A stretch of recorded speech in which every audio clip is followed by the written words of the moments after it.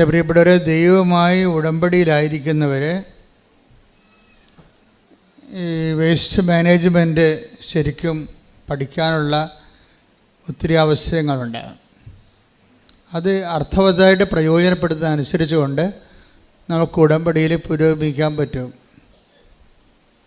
Waste manage എന്ന് പറഞ്ഞാൽ നമ്മുടെ അടുക്കള വേസ്റ്റ് അവിടെ തന്നെ കുഴിച്ചു മൂടുന്ന പരിപാടിയല്ല. വേസ്റ്റ് മാനേജർ എന്ന് പറയുന്നത് ലൈഫിൻ്റെ അനുഭവങ്ങളിൽ കുറച്ച് വേസ്റ്റ് അനുഭവങ്ങളുണ്ടാവും. വേസ്റ്റ് അനുഭവങ്ങൾ വെച്ചാൽ അനുഭവങ്ങളിൽ പോസിറ്റീവ് ഉണ്ടാവും, നെഗറ്റീവ് ഉണ്ടാവും, അതേസമയം വേസ്റ്റും ഉണ്ടാവും. വെച്ചാൽ ഒരു കുപ്പ പോലെ ഇരിക്കണ നമുക്ക് തന്നെ ഒരു പിടിയും കിട്ടത്തില്ല. ഈ വേസ്റ്റായിട്ടുള്ള അനുഭവങ്ങളെ എങ്ങനെ ക്രിസ്തുവിനെ നേടാൻ വേണ്ടി നമ്മൾക്ക് റീസൈക്കിൾ ചെയ്യാൻ പറ്റും. അതാണ് ഉടമ്പടി ഇന്ന് അന്വേഷിക്കുന്നത്. കാര്യം എല്ലാവരും സാക്ഷ്യം പറയുമ്പോൾ കുറച്ച് വേസ്റ്റേജ് പറയുന്നുണ്ട് അവർ. പക്ഷെ അവർക്ക് അറിയത്തില്ല അത് എന്തുകൊണ്ടാണ് അങ്ങനെ സംഭവിക്കുക. ഉടമ്പടി ഞാൻ എടുത്തതാണല്ലോ, ദെൻ എന്നിട്ടും അപ്പം ഞാൻ ഉടമ്പടിയിലാണ് റിലേ ചെയ്യണത്. ഞാൻ ഉടമ്പടി റിലേ ചെയ്തിട്ടും എൻ്റെ ധാരണയ്ക്ക് എതിരെ കുറേ ഫ്ലോപ്പ് ആൻഡ് ഫെയിലിയേഴ്സ് സംഭവിക്കുന്നു. അപ്പം ചിലർ പറയും അത് എൻ്റെ ഉടമ്പടിയുടെ ചെയ്വനയുടെ കുഴപ്പമാണ്, അതുകൊണ്ടായിരിക്കും. അപ്പോൾ ഇനി ഞാൻ നല്ലവണ്ണം ഉടമ്പടി ചെയ്യാമെന്ന് പറയും. നിങ്ങൾ നല്ലവണ്ണം ഉടമ്പടി ചെയ്ത് ആയാലും ശരി, പിന്നെയും കുറേ വേസ്റ്റേജ് ഉണ്ടാകും അനുഭവങ്ങളിൽ. ഇപ്പോൾ തന്നെ കഴിഞ്ഞ ദിവസങ്ങളിൽ ഒരു ഡോക്ടറിൻ്റെ സാക്ഷ്യം ഉണ്ടായി. ഡോക്ടർ അള്ളിൻ്റെ സാക്ഷ്യത്തിൽ അവർ വളരെ ഇൻ്റലിജൻ്റ് എലഗൻ്റായിട്ടുള്ള ലേഡിയാണ്. പക്ഷെ എന്നിട്ട് ഞാൻ ഇവിടെ കണ്ടിട്ടുണ്ട് ഈ ചില മലയാളം പ്ലസ് ടുക്കാർ IELTS എഴുതി ഒറ്റ സ്ട്രെച്ചിന് പാസ്സാകണത്. മലയാളം ആണവർ, മലയാളം മീഡിയമാണ്. പക്ഷേ അവർ പറയും അപ്പായി മരിച്ചു, എൻ്റെ അനിയനാണ് എനിക്ക് വീട്ടിലുള്ളത്, അമ്മയുടെ ചെറിയ വരുമാനം കൊണ്ട് ഞങ്ങൾ ജീവിക്കണത്, അപ്പോൾ എന്നെ നീ കരകയറ്റി വിട്ടില്ലെങ്കിൽ കുടുംബം മുങ്ങിപ്പോവും എന്ന് മാതാവിനോട് ഡയറക്റ്റ് കമ്മ്യൂണിക്കേറ്റ് ചെയ്യും. പ്രേരണ സത്യത്തിൻ്റെ ഘടനകൾ പ്രാർത്ഥനയിൽ എപ്പോഴും ഉണ്ടാകണം, നല്ലതാണ്. കാര്യം ഈ ഉടമ്പടി ഒരു വിഷയം നോട്ട് ബൈ മെറിറ്റിൽ വർക്ക് ചെയ്യും. ഇത് ബൈബിളിൻ്റെ മുഴുവൻ കോൺസെപ്റ്റിൽ ഈ നോട്ട് ബൈ മെറിറ്റ് ഉണ്ട്. ഉടമ്പടി മാത്രമല്ല. നോട്ട് ബൈ മെറിറ്റ് എന്ന് പറയുന്നത് എന്താണ്? നിൻ്റെ യോഗ്യത കൊണ്ടല്ല, എൻ്റെ കൃപ കൊണ്ട്. അപ്പോൾ നമ്മുടെ യോഗ്യത ഇല്ലെങ്കിലും ഉടമ്പടി പെർഫെക്റ്റ് ആണെങ്കിൽ ദൈവം ആ ഓപ്ഷൻ ഉപയോഗിച്ചുകൊണ്ട് നിങ്ങളെ ഹെൽപ്പ് ചെയ്യും. അതുകൊണ്ടാണ് ഈ മലയാളം മീഡിയംകാർ പ്ലസ് ടുക്കാർ IELTS എഴുതുമ്പോൾ ഒറ്റ സമയത്ത് തന്നെ പാസ്സായി വരും. അത് കർത്താവിൻ്റെ ശക്തിയാലാണെന്ന് നമുക്ക് മനസ്സിലാകും. അപ്പോൾ ഈ സൈന്യത്താലും ശക്തിയാലും അല്ലാതെ കർത്താവിൻ്റെ കൃപയിൽ വർക്ക് ചെയ്യുന്ന കുറേ അനുഭവങ്ങൾ നമ്മുടെ ജീവിതത്തിലുണ്ട്. അത് ഉടമ്പടിയുടെ ഒരു തനത് ഫോർമുലയാണത്. പക്ഷെ ഞാൻ പറയണത് അതല്ല. നിങ്ങളതെല്ലാം കൃത്യമായിട്ട് ചെയ്താൽ, ഇപ്പോൾ ഈ ഡോക്ടർ അഡ്ലിന് എന്താ സംഭവിച്ചത്? അവർ MBBS ഡോക്ടറാണ്. ഇനിയിപ്പോൾ ഒരു MDക്കോ മറ്റെന്തിനോ എൻട്രൻസിന് വേണ്ടി വിദേശത്ത് പോയി പഠിക്കാൻ വേണ്ടിയുള്ള ഒരു തയ്യാറെടുപ്പിനാണ്. അതിനു വേണ്ടി അവരെന്താ ചെയ്യണത്? അതിന് 3 ടെസ്റ്റാണ് ഉള്ളത്. ഒരു ടെസ്റ്റ് IELTSൻ്റെ ടെസ്റ്റാണ്. അത് 2 പ്രാവശ്യം എഴുതിയിട്ട് അവർക്ക് കിട്ടിയില്ല. ഓക്കെ, വ്യത്യാസം കണ്ട. പ്ലസ് ടുക്കാരത്തി മലയാളം മീഡിയം IELTS എഴുതി പെട്ടെന്ന് കയറി പോകുന്നു. ഒരു MBBS ഡോക്ടർ എഴുതിയിട്ട് അത് കിട്ടണില്ല, 2ാമത്തെ പ്രാവശ്യം കിട്ടിയില്ല. ഉടമ്പടി എടുത്തിട്ട് പോലും അവർക്കത് കിട്ടിയില്ല. അപ്പോൾ നിങ്ങളെ സംബന്ധിച്ചിടത്തോളം അതൊരു പസിലായിട്ട് വരും. ഒരു കൊട്ടത്തേങ്ങ പോലെ ഇത് വെട്ടാനും പറ്റത്തില്ല, തുളക്കാനും പറ്റാത്ത സമയത്ത് വാട്ട് ഹാപ്പൻ ടു മീ? അപ്പോൾ നമ്മുടെ ആത്മവിശ്വാസം ചോദ്യം ചെയ്യപ്പെടാം. ആത്മവിശ്വാസം ശരിക്കും പറഞ്ഞാൽ ഉടമ്പടിയുടെ ഒരു ദൈവശാസ്ത്രം അനുസരിച്ച് ആദ്യം ചോദ്യം ചെയ്യപ്പെടേണ്ടത് ആത്മവിശ്വാസം തന്നെയാണ്. കാര്യം ഈ ആത്മവിശ്വാസത്തിനൊരു കുഴപ്പമുണ്ട്. ആത്മവിശ്വാസം അതിൻ്റെ ഒരു ഡിഗ്രി കൂടിക്കഴിഞ്ഞാൽ അത് അഹന്തയായിട്ട് ഡെവലപ്പ് ചെയ്യും. അതാണ് ആത്മവിശ്വാസത്തിൻ്റെ കുഴപ്പം. ആത്മവിശ്വാസം ഒരു മാനുഷികമായ ഗുണമാണ്, പക്ഷേ അതൊരു പോസിറ്റീവ് ഗുണമാണ് ആത്മവിശ്വാസം. പക്ഷേ സ്പിരിച്വൽ മേഖലയിൽ ചിന്ത വരുമ്പോൾ, സ്പിരിറ്റ് വർക്ക് ചെയ്യുന്ന ഫോർമാറ്റിലേക്ക് വരുമ്പോൾ ഈ ആത്മവിശ്വാസം അതായത് കൂടിയ ആത്മവിശ്വാസമുള്ളവർ, കൂടിയ ആത്മവിശ്വാസത്തെക്കാൾ ശരിക്കും അവർക്കുള്ളത് അഹങ്കാരമാണ്. അവർ തന്നെ അറിയത്തില്ല അത് ആത്മവിശ്വാസമാണെന്ന് അവർ പറയണതേ ഉള്ളൂ. ശരിക്കും പറഞ്ഞാൽ ബേസിക്കായിട്ട് അവർക്കുള്ളത് അഹങ്കാരമാണ്. അഹങ്കാരം എന്ന് പറയുന്ന സംഭവം അഹം ക്യാരി ചെയ്യുന്നതാണ്. അത് എന്തെങ്കിലും ഭൗതികമായ ഒരു എബിലിറ്റിയുടെ കപ്പാസിറ്റിയുടെ അടിസ്ഥാനത്തിൽ നമ്മൾ ഡെവലപ്പ് ചെയ്തെടുത്ത ഒരു ആന്തരികമായ ഭാവമാണ്. ഇവിടെ നോ എൻട്രിയാണ് ദൈവത്തിന്. ഉടമ്പടി എടുക്കുമ്പോൾ എപ്പോഴും നമ്മൾ ശ്രദ്ധിക്കുക, കേവല മനുഷ്യനെ ഉടമ്പടി എടുത്ത് വിജയിപ്പിക്കാൻ പാടാണ്. അതിൻ്റെ ഉടമ്പടി പ്രവർത്തിക്കുന്ന കാലാവസ്ഥ നിങ്ങൾ രൂപപ്പെടുത്തിയെടുക്കണം. ഈ ആത്മവിശ്വാസം എന്ന് പറയുമ്പോൾ നിങ്ങളുടെ വിദ്യാഭ്യാസം ചിലപ്പോൾ നിങ്ങൾക്ക് ഓവർ കോൺഫിഡൻസ് നൽകും. ഈ ഓവർ കോൺഫിഡൻസ് പലപ്പോഴും വർക്ക് ചെയ്യണത് സ്പിരിച്വൽ ഓവർ കോൺഫിഡൻസ് നിങ്ങളുടെ ഇടയിൽ പറഞ്ഞാൽ കുഴപ്പമില്ല. പക്ഷേ സ്പിരിച്വൽ ലാംഗ്വേജിൽ ഓവർ കോൺഫിഡൻസ് ശരിക്കും പറഞ്ഞാൽ പ്രൈഡിൻ്റെ ഭാഗമായിട്ട് വരും. പ്രൈഡ് വന്നാൽ പിന്നെ വരേണ്ടത്, പ്രൈഡിൽ ഇത് വർക്ക് ചെയ്യത്തില്ല. ഉടമ്പടി പ്രൈഡിൽ, അഹങ്കാരത്തിൽ ഉടമ്പടി, ഓവർ കോൺഫിഡൻസിൽ ഉടമ്പടി വർക്ക് ചെയ്യത്തില്ല. അപ്പോൾ ദൈവം ആദ്യം ചെയ്യേണ്ടത് നിങ്ങളെ കാഷ്വാലിറ്റി കയറ്റിയിട്ട് നിങ്ങളുടെ ഓവർ കോൺഫിഡൻസ് ടോർപ്പഡോ ചെയ്യാൻ നോക്കൂ. അതിപ്പോൾ ഈ ആൾഡലിൻ്റെ സാക്ഷ്യം മാത്രമല്ല, പല സാക്ഷ്യങ്ങളിൽ നിന്നൊക്കെ നോക്കിയാൽ മനസ്സിലാവും. ഓവർ കോൺഫിഡൻസിൽ നിങ്ങൾക്ക് വരാൻ പോകുന്നൊരു കുഴപ്പം, നിങ്ങളുടെ ഇൻവെസ്റ്റ്മെൻറ്റ് ഒരു ക്വാളിറ്റേറ്റീവ്ലി ലോ ഇൻവെസ്റ്റ്മെൻ്റ് ആയിരിക്കും. മനസ്സിലായില്ലേ? ഗുണപരമായിട്ട്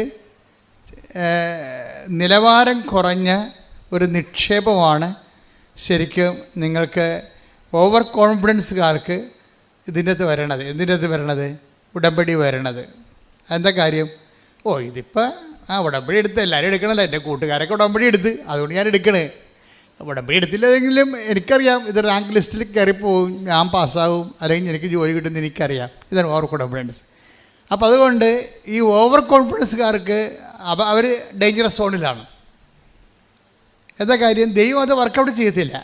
അവർ ഓവർ കോൺഫിഡൻസ് അഹങ്കാരമായിട്ട് ഡെവലപ്പ് ചെയ്തിരിക്കണ കാരണം അവിടെ ആത്മാവ് പ്രവർത്തിക്കാൻ പാടായിരിക്കും. അതുകൊണ്ട് ദൈവം എന്തുമാത്രം വർഷങ്ങൾ കാത്തിരുന്നറിയാമോ ഈ ആളെ ഒന്ന് ജനിപ്പിച്ചെടുക്കാൻ. ജൂഡിത്തിനെ എസ്തേറിനെ പോലെയൊക്കെ നല്ല തലക്കനമുള്ള പെണ്ണുങ്ങൾ ഇസ്രയേലിലുണ്ടായിരുന്നു. ഇസ്രയേലിലെ പെണ്ണുങ്ങൾ നിങ്ങൾക്ക് അറിയാമല്ലോ. ഞങ്ങൾ ഇസ്രയേലിൽ ചെല്ലുമ്പോൾ 9ാം ക്ലാസ്സുകാരത്തിയാണ് 6ാം ക്ലാസ്സുകാരത്തിയാണ് AK-47 കൊണ്ട് നടക്കുന്നത്. എല്ലാം ട്രെയിൻഡാണ്. അവർക്കൊരു പ്രത്യേക സ്റ്റാമിന ഉള്ള പെൺപിള്ളേരാണ്. പക്ഷേ അത് അത്തരം ടൈപ്പാണ് ജൂഡിറ്റ്, എസ്തേർ. അതിൻ്റെ കൂടെ ഉണ്ടായിരുന്ന ആ ചരിത്രം മുഴുവൻ റൂത്തിൻ്റെ കാലം വരെ നോക്കുമ്പോൾ എല്ലാം ഭയങ്കര ഇനിഷ്യേറ്റീവ് എടുക്കുന്ന ആൾക്കാരാണ്. ഈ റൂത്തിനെ പോലെയുള്ള നല്ല കരളുറപ്പുള്ളൊരു പെണ്ണല്ലെങ്കിൽ രാത്രി പോയി ബോവാസിൻ്റെ അടുത്ത് പോയി കിടക്കുക. അപ്പോൾ അവർ ചെയ്യണ കാര്യങ്ങളെക്കുറിച്ച് അവർക്ക് നല്ല ഇച്ഛാശക്തിയും ദിശാബോധമുള്ള ആൾക്കാരാണ്. പക്ഷേ എൻ്റെ പ്രോബ്ലം വെച്ച് കഴിഞ്ഞാൽ അങ്ങനെയുള്ള ഒരാളെ ഒരു രക്ഷാകര നടപടിക്രമത്തിൻ്റെ കെയർ ടേക്കറായിട്ട് നിർത്താനേ പറ്റത്തുള്ളൂ. അതിൻ്റെ യഥാർത്ഥ ആളായിട്ട് ഏജൻ്റായിട്ട് വെക്കാൻ പറ്റത്തില്ല. അതുകൊണ്ട് റൂത്തും താമറും ഒക്കെ രക്ഷാകര സംഭവത്തിലെ കെയർ ടേക്കേഴ്സാണ്. അവർ ശ്രേണിയിലുണ്ട്, ഇല്ലെന്നൊന്നും പറയണില്ല, ഉണ്ടവർ. പക്ഷെ അവർ ലൈം ലൈറ്റിലില്ല. അവർ ഇങ്ങനെ ഗ്രീൻ റൂമിൽ നിൽക്കണ കാണാം. താമരൊക്കെ ഗ്രീൻ റൂമിലുണ്ട്. രക്ഷാകര ചരിത്രം വായിക്കുമ്പോൾ താമര അതിൻ്റെ അകത്തുണ്ട്. താമര വിജാതി സ്ത്രീയാണ്, മോവാബുകാരത്തിയാണ്. അപ്പോൾ അതേസമയം തന്നെ അതേസമയം റൂത്തുണ്ട്, എല്ലാവരും ഉണ്ട്. പക്ഷേ സ്റ്റേജിൽ മറിയം മാത്രമേ ഉള്ളൂ. അതെന്താ കാര്യം? അവിടുന്ന് എൻ്റെ ദാസിയുടെ വിനീത അവസ്ഥ, മറ്റതൊക്കെ വിനീതപ്പെട്ട് വരാൻ കുറച്ച് സമയമെടുക്കും. റൂത്തും താമരൊക്കെ വിനയപ്പെട്ട് വരാനേ. താമറിൻ്റെയൊക്കെ കാര്യം ഭയങ്കര വിറ്റാണ്. താമര പറയും, ഞാൻ ഗർഭിണിയായിരിക്കണതേ, എൻ്റെ കയ്യിൽ റിങ് ഉണ്ട്, ഇതിൻ്റെ ഉടമസ്ഥനാണ് എൻ്റെ ഗർഭത്തിൻ്റെ ഉത്തരവാദി എന്ന് പറയും. അതാരാണ്? അത് ജൂദയാണ്. ജൂദാക്കിട്ട് പണി കൊടുക്കണേ. ജൂദയുടെ അഭ്യാസമൊന്നും എൻ്റെ അടുത്ത് നടക്കത്തില്ലെന്ന് പറയും. അപ്പോൾ അവർക്ക് അങ്ങനെ ചങ്കുറപ്പുള്ളവരൊക്കെ ഇതിനകത്തുണ്ട്. പക്ഷെ അവർ രക്ഷാകര നടപടിക്രമത്തിലുണ്ട്. അവർ ഗ്രീൻ റൂമിലാണ്. അവരെ വെച്ചുകൊണ്ട് ക്രിസ്തുവിനെ ഡയറക്റ്റ് പ്രസവിക്കാനൊന്നും പറ്റത്തില്ല. അതാണ് പ്രശ്നം. ഇപ്പോൾ ദാവീദിനെ പ്രസവിച്ചത് റൂത്ത് അല്ലെങ്കിൽ പോലും റൂത്ത് ദാവീദിൻ്റെ അമ്മുമ്മയാണ് ശരിക്കും പറഞ്ഞാൽ. അപ്പോൾ ദാവീദിൻ്റെ പോലും അമ്മുമ്മയാകാൻ റൂത്തിന് പറ്റണുള്ളൂ. റൂത്തിൻ്റെ അത് വലിയ മിസ്റ്റേക്ക് ഇല്ലാത്തൊരു ലേഡിയാണ്. അപ്പോൾ നമുക്കറിയാം മാതാവിന് എന്തുമാത്രം വ്യത്യാസം, എന്തുമാത്രം ഫിൽട്ടർ ചെയ്തിട്ടാണ് ഈ മറിയത്തിലേക്ക് ദൈവം വരണതെന്നറിയാം. മറിയത്തിനോട് പറയുമ്പോൾ തന്നെ മറിയത്തിൻ്റെ ആദ്യത്തെ വാക്ക് തന്നെ ബിഹോൾഡ് എന്നാ പറയുന്നത്. ബിഹോൾഡ് എന്താണ്? The hand made of the Lord. എന്ത് രസമാണ് കേൾക്കാൻ, എന്തൊരു വല്ലാത്ത പറച്ചിലാണ്. എന്താണ്? നീ ഗർഭം ധരിച്ച് പുത്രനെ പ്രസവിക്കുമെന്ന് പറയുമ്പോഴേ അതിൻ്റെ ബാക്കി ഭാഗങ്ങളെല്ലാം വെളിപ്പെടുത്തി കഴിയുമ്പോൾ അമ്മ പറയുന്ന വാക്ക് എന്താണ്? ഇതാ കർത്താവിൻ്റെ ദാസി. അപ്പോൾ ക്രിസ്തുവിനെ സ്വീകരിക്കുക എന്നുള്ളതും ദാസ്യതയും എന്നുള്ളതും രണ്ടും ഒരു സംഭവമാണ്. നിങ്ങൾക്കറിയാമല്ലോ, ഉടമ്പടി തിരിച്ചിട്ടാലും ഈ പൂച്ച എറിയണ പോലെയുള്ള പരിപാടിയാണ്. എങ്ങനെ എറിഞ്ഞാലും 4 കാലേ വന്ന് വീഴും ഈ ഉടമ്പടി. ഉടമ്പടിയുടെ ലക്ഷ്യം എന്താണ്? ക്രിസ്തുവിനെ വ്യക്തികളെ സ്വീകരിക്കുക എന്നുള്ളതാണ്. അതിൻ്റെയൊക്കെ ഒരു നിമിത്തമായിട്ട് മാർഗമായിട്ടാണ് ബാക്കിയുള്ള ഭൗതിക സാഹചര്യങ്ങളുടെ സമ്മർദ്ദങ്ങളും അതിൻ്റെ ഒരു പ്രെയർ ഫോമിലേക്കൊക്കെ വെക്കണത്. നിങ്ങളതിൻ്റെ കഥ അറിയാതെ ആട്ടം കാണരുത്. ഇത് ക്രിസ്തുവിനെ സ്വീകരിക്കുകയാണ് എൻ്റെ മെയിൻ സംഭവം. അപ്പം പക്ഷെ ആദ്യമേ അത് ലക്ഷ്യം വെച്ചാൽ നിങ്ങൾക്ക് വേസ്റ്റേജ് കുറഞ്ഞിരിക്കും. ഈ വേസ്റ്റ് നമ്മൾ ഉണ്ടാക്കണതാണേ, ഉടമ്പടി വേസ്റ്റ്. ഇപ്പം ഡോക്ടർ കണ്ടില്ലേ, അവർ MBBS ആണെങ്കിലും അവരാദ്യം MBBS ഡോക്ടർ ആദ്യം IELTS എഴുതി അവർ പറയണ 1/2 മാർക്കിനാണ് തോറ്റുപോയെന്ന്. 1/2 മാർക്കിന് തോറ്റാലും 50 മാർക്ക് തോറ്റാലും തോൽവി എന്നാണ് പറയണത്. അതാണ് സംഭവം. അവർ പറഞ്ഞ 1/2 മാർക്കിനാണ് ഞാൻ തോറ്റുപോയത്, അതാണ് സങ്കടം. 1/2 മാർക്കിന് തോറ്റാലും 5 മാർക്ക് തോറ്റാലും തോറ്റതാണ് സംഭവം. അപ്പം പിന്നെ ഇവരിവിടെ വാള് വെച്ച് കീഴടങ്ങണുണ്ട്. വാളും പരിചയം വെച്ച് കീഴടങ്ങും. എന്താണ്? ഇനി IELTSമായിട്ട് ഞാനില്ല മുന്നോട്ടെന്ന്. അപ്പോൾ ബുദ്ധിമാന്മാരെ ലജ്ജിപ്പിക്കാൻ വേണ്ടി ദൈവം ബലഹീനരെ ഉയർത്തിക്കൊണ്ട് വരുന്നുണ്ടേ. അതിനെ താഴെയുള്ള ആൾക്കാരൊക്കെ IELTS പുഷ്പം പോലെ ജയിച്ചു പോകണ്ടേ. അപ്പോൾ അവിടെ എന്താണ് കുഴപ്പം? ഡോക്ടറിന് മെറിറ്റില്ലേ? ഡോക്ടറല്ലേ, അവർക്ക് MBBS എഴുതാമെങ്കിൽ ഒരു 100 IELTS എഴുതിയെടുക്കാൻ പറ്റും. അപ്പോൾ അവർക്ക് മെറിറ്റുണ്ട്. ഈ മെറിറ്റ് ഇവർക്ക് ആവശ്യമില്ലാത്തൊരു ആത്മവിശ്വാസം കൊടുത്തിട്ടുണ്ട്. ഇനി ദൈവത്തിന് മുമ്പിലുള്ള പരിപാടി എന്താണ്? ദൈവത്തെ സംബന്ധിച്ചിടത്തോളം നിങ്ങൾക്കറിയാമല്ലോ, നിങ്ങൾ IELTS പാസ്സായതുകൊണ്ടോ നിങ്ങളുടെ വീട്ടിൽ അല്ലെങ്കിൽ നിങ്ങൾ വസ്തു വിറ്റത് കൊണ്ടോ കല്യാണം നടത്തിയതുകൊണ്ടോ ഈ കച്ചവടത്തിൽ ദൈവത്തിന് ലാഭമൊന്നുമില്ല. അത് ആദ്യമേ നിങ്ങൾ മനസ്സിലാക്കണം. നമുക്ക് മാത്രമേ എന്തെങ്കിലും ലാഭമുള്ളൂ, മെച്ചമുള്ളൂ. അപ്പോൾ ബുദ്ധിയുള്ള നിങ്ങൾ എന്ത് ചെയ്യണം? ഇതിൻ്റെ അകത്ത് ദൈവത്തിൻ്റെ പ്രോഫിറ്റ് എത്രയാണെന്ന് നോക്കണം ആദ്യം. അത് ആദ്യമേ ഫിക്സ് ചെയ്താൽ പ്രശ്നം തീർന്ന് ഈ കച്ചവടത്തിൽ. പറഞ്ഞ അച്ഛൻ മനസ്സിലായില്ലേ? ഇതിന് ദൈവത്തിന് ഞാൻ ഈ ഉടമ്പടി എടുത്തിട്ട് ഇതുകൊണ്ട് ദൈവത്തിന് എന്താണ് ലാഭം? ദൈവം ലാഭമില്ലാത്ത ഒരു പരിപാടിക്കും ഉണ്ടാകത്തില്ല. അതെപ്പോഴും ഓർത്തേക്കണം. ക്രിസ്തുവിനെ വരെ നമുക്ക് തരുന്നതിൻ്റെ പിന്നിൽ നമ്മളെ വിലക്ക് വാങ്ങുന്നതിന് വേണ്ടി തന്നിരിക്കുന്നതാണ് ക്രിസ്തുവിനെ. അത്രയും ഭയങ്കര എക്സ്പെൻഡിച്ചർ മുടക്കിയിരിക്കുന്നതാണ്. തൻ്റെ ഏകജാതനെ നൽകാൻ തക്ക വിധം ദൈവം തൻ്റെ സ്നേഹത്താൽ അത്രമാത്രം സ്നേഹിച്ചിട്ട് ദൈവത്തിന് ഈ വിഷയത്തിൽ ക്രിസ്തു എന്തെല്ലാം അതിന് നഷ്ടപ്പെടുത്തിയാലും ക്രിസ്തുവിനെ വരെ നഷ്ടപ്പെടുത്തിയാലും ശരി, എനിക്ക് നിങ്ങളെ നഷ്ടപ്പെടരുതെന്നുള്ള വലിയൊരു മനസ്സിൽ നിന്നാണ് ഇതെല്ലാം രൂപപ്പെട്ട് വരണത്. പക്ഷേ അത് ദൈവത്തിൻ്റെ ആ മനസ്സ് ബോധപൂർവ്വം മനസ്സിലാക്കിയിട്ട് നിങ്ങൾ ഉടമ്പടി എടുക്കുമ്പോൾ തന്നെ ഈ കച്ചവടത്തിൽ ഈ വിനിമയം, നമ്മൾ കച്ചവടം മോശമാക്കുകയാണെങ്കിൽ ഞാൻ ഉപേക്ഷിച്ച് ഈ ഒരു വിനിമയം, ഒരു കവനൻ്റെ ഒരു വിനിമയമാണ്. ബൈലാറ്ററൽ എഗ്രിമെൻ്റ് ആകുമ്പോൾ ഒരു വിനിമയമുണ്ട് അതിൻ്റെ അകത്ത്. ഈ വിനിമയത്തിൽ ദൈവത്തിന് എന്താണ് മെച്ചം, ദൈവത്തിന് എന്നാ അതിൻ്റെ അകത്ത് കിട്ടണത് എന്ന് ആദ്യം നമ്മൾ മനസ്സിലാക്കി വെക്കണം. അല്ല നിങ്ങളെന്താ ചെയ്യണത്, നിങ്ങൾക്ക് എന്ത് കിട്ടുമെന്ന് വിചാരിച്ചുകൊണ്ടാണ് ഇത് വർക്കൗട്ട് ചെയ്യണത്. അതുകൊണ്ടാണ് ഈ വേസ്റ്റേജ് കൂടുന്നത്. അതിൻ്റെ കാരണം ആദ്യം ദൈവത്തിന് എന്ത് കിട്ടും, ദൈവം എന്താണ് ചെയ്യണത്, ദൈവം ഉദ്ദേശിക്കുന്ന ദൈവത്തിൻ്റെ ഒരു സ്വപ്നം എന്താണ്, നിങ്ങളിൽ ക്രിസ്തു രൂപപ്പെട്ടു വരണം. അതാ പ്രശ്നം. Receive Jesus Christ and get saved. കർത്താവിനെ സ്വീകരിച്ചുകൊണ്ട് രക്ഷിക്കപ്പെടുക എന്നുള്ളതാണ് ദൈവത്തിൻ്റെ അൾട്ടിമേറ്റ് എയിം. ദൈവത്തിൻ്റെ വിനിമയത്തിൽ ആത്യന്തികമായ ദൈവത്തിൻ്റെ ഒരു പ്രോഫിറ്റ് എന്ന് പറയുന്നത് നിങ്ങൾ ക്രിസ്തുവിനെ സ്വീകരിക്കുന്നതാണ്. അതുകൊണ്ടാണ് പൗരസപ്പോസം പറഞ്ഞ ക്രിസ്തുവിനെ സ്വീകരിക്കാൻ വേണ്ടി നമ്മൾ സ്വീകരിക്കുന്നവരെ കുറേ വേസ്റ്റേജുകളുണ്ടാവും. ക്രിസ്തുവിനെ സ്വീകരിക്കാൻ വേണ്ടി ഫിലിപ്പി 3:8 അതെ. ഇവയെല്ലാം ക്രിസ്തുവിനെ പ്രതി നഷ്ടമായി ഞാൻ കണക്കാക്കി. ഇവ മാത്രമല്ല, എൻ്റെ കർത്താവായ യേശുക്രിസ്തുവിനെ പറ്റിയുള്ള ജ്ഞാനം കൂടുതൽ വിലയുള്ളതാകയാൽ സർവവും നഷ്ടമായി തന്നെ ഞാൻ പരിഗണിക്കുന്നു. അവനെ പ്രതി ഞാൻ സകലവും നഷ്ടപ്പെടുത്തുകയും ഉച്ഛിഷ്ടം പോലെ കരുതുകയുമാണ്. അപ്പം ചില കാര്യങ്ങൾ വേസ്റ്റ് ഉണ്ടാകും, അത് ക്രിസ്തുവിനെ പ്രതിയാണ് വേസ്റ്റ് ഉണ്ടാകുമ്പോൾ നമ്മൾ അയ്യോ വേസ്റ്റ് ആയപ്പോലെ ഇനി എന്ത് ചെയ്യുന്നില്ല. ഇത് നിങ്ങൾ ജീവിതത്തിൽ സംഭവിച്ചിട്ടുള്ള വേസ്റ്റുകൾ, ഇത്രയും നാൾ നിങ്ങളുടെ പരിശ്രമങ്ങളില്ലേ, നിങ്ങൾ എന്തുമാത്രം ഇൻട്രസ്റ്റ് എഴുതി, എന്തുമാത്രം ഇൻ്റർവ്യൂവിന് പങ്കെടുത്ത്, എത്ര ചെറുക്കന്മാർ വന്ന് നിങ്ങളെ കണ്ടു, എന്തുമാത്രം കാപ്പിയും ബിരിയാണിയും മിക്സറൊക്കെ അവന്മാർ കഴിച്ചിട്ട് പോയി, എന്നിട്ട് ഒരു കല്യാണം ഒത്തില്ലല്ലോ. എന്തുമാത്രം വേസ്റ്റേജാണ് വരണത് ജീവിതത്തിൽ. ഞാൻ ജീവിതത്തെക്കുറിച്ചാണ് സംസാരിക്കണത്, നിങ്ങളോർക്കും വേറെ കാര്യമാണ്. ഞാൻ ജീവിതത്തെക്കുറിച്ച് തന്നെ സംസാരിക്കണത്. അപ്പം ഇങ്ങനെ നമ്മൾ നഷ്ടപ്പെടുത്തിയ കുറേ വേസ്റ്റുകളുണ്ട്. ഈ വേസ്റ്റുകൾ നമുക്ക് തന്നിരിക്കുന്ന വികാരം എന്താണ്? നിരാശ, പരാജയബോധം, കുറേ സാധനമില്ലേ നമ്മുടെ വേസ്റ്റ്. നിങ്ങൾ ഞാൻ കൽക്കട്ടായി വരെ പോയി ആ വിസ ഇൻ്റർവ്യൂവിന് പങ്കെടുത്തതാണ്, എന്നിട്ട് അത് കിട്ടിയില്ലെന്ന് പറയും. കാശും പോയി, വിസയും കിട്ടിയില്ല, സമയവും പോയി, വേസ്റ്റായില്ലേ. അപ്പം ചില പറയും ഞാൻ മദ്രാസ് വരെ പോയി ആ പരീക്ഷ എഴുതിയതാണ്. എനിക്കന്ന് പനിയായിരുന്നു, എനിക്കന്ന് പീരീഡ്സ് ആയിരുന്നു, ഭയങ്കര കഷ്ടപ്പാട്. ഞാൻ പറഞ്ഞാണ് മമ്മിയോട് പോണില്ല, മമ്മിയാണ് എന്നെ ഉന്തിത്തള്ളി വിട്ടത്. എന്നിട്ട് അതും കിട്ടിയില്ല, ഞാൻ അകപ്പെട്ടു പോയി.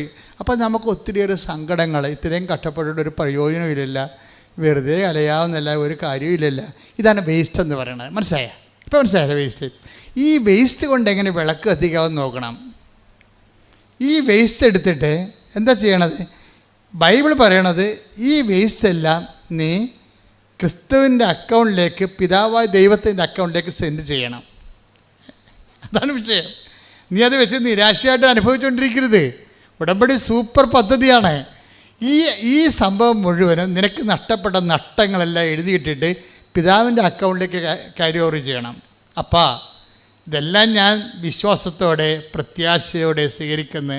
ഞാൻ സഹിച്ച സഹനങ്ങൾ, നഷ്ടങ്ങൾ, അതുപോലെ തന്നെ കോട്ടങ്ങൾ, എൻ്റെ ജീവിതത്തിലെ ഉച്ഛിഷ്ടങ്ങൾ, ഇതെല്ലാം ക്രിസ്തുവിനെ നേടാൻ വേണ്ടി നിൻ്റെ മഹത്വത്തിന് വേണ്ടി കാഴ്ചവെക്കുന്നു.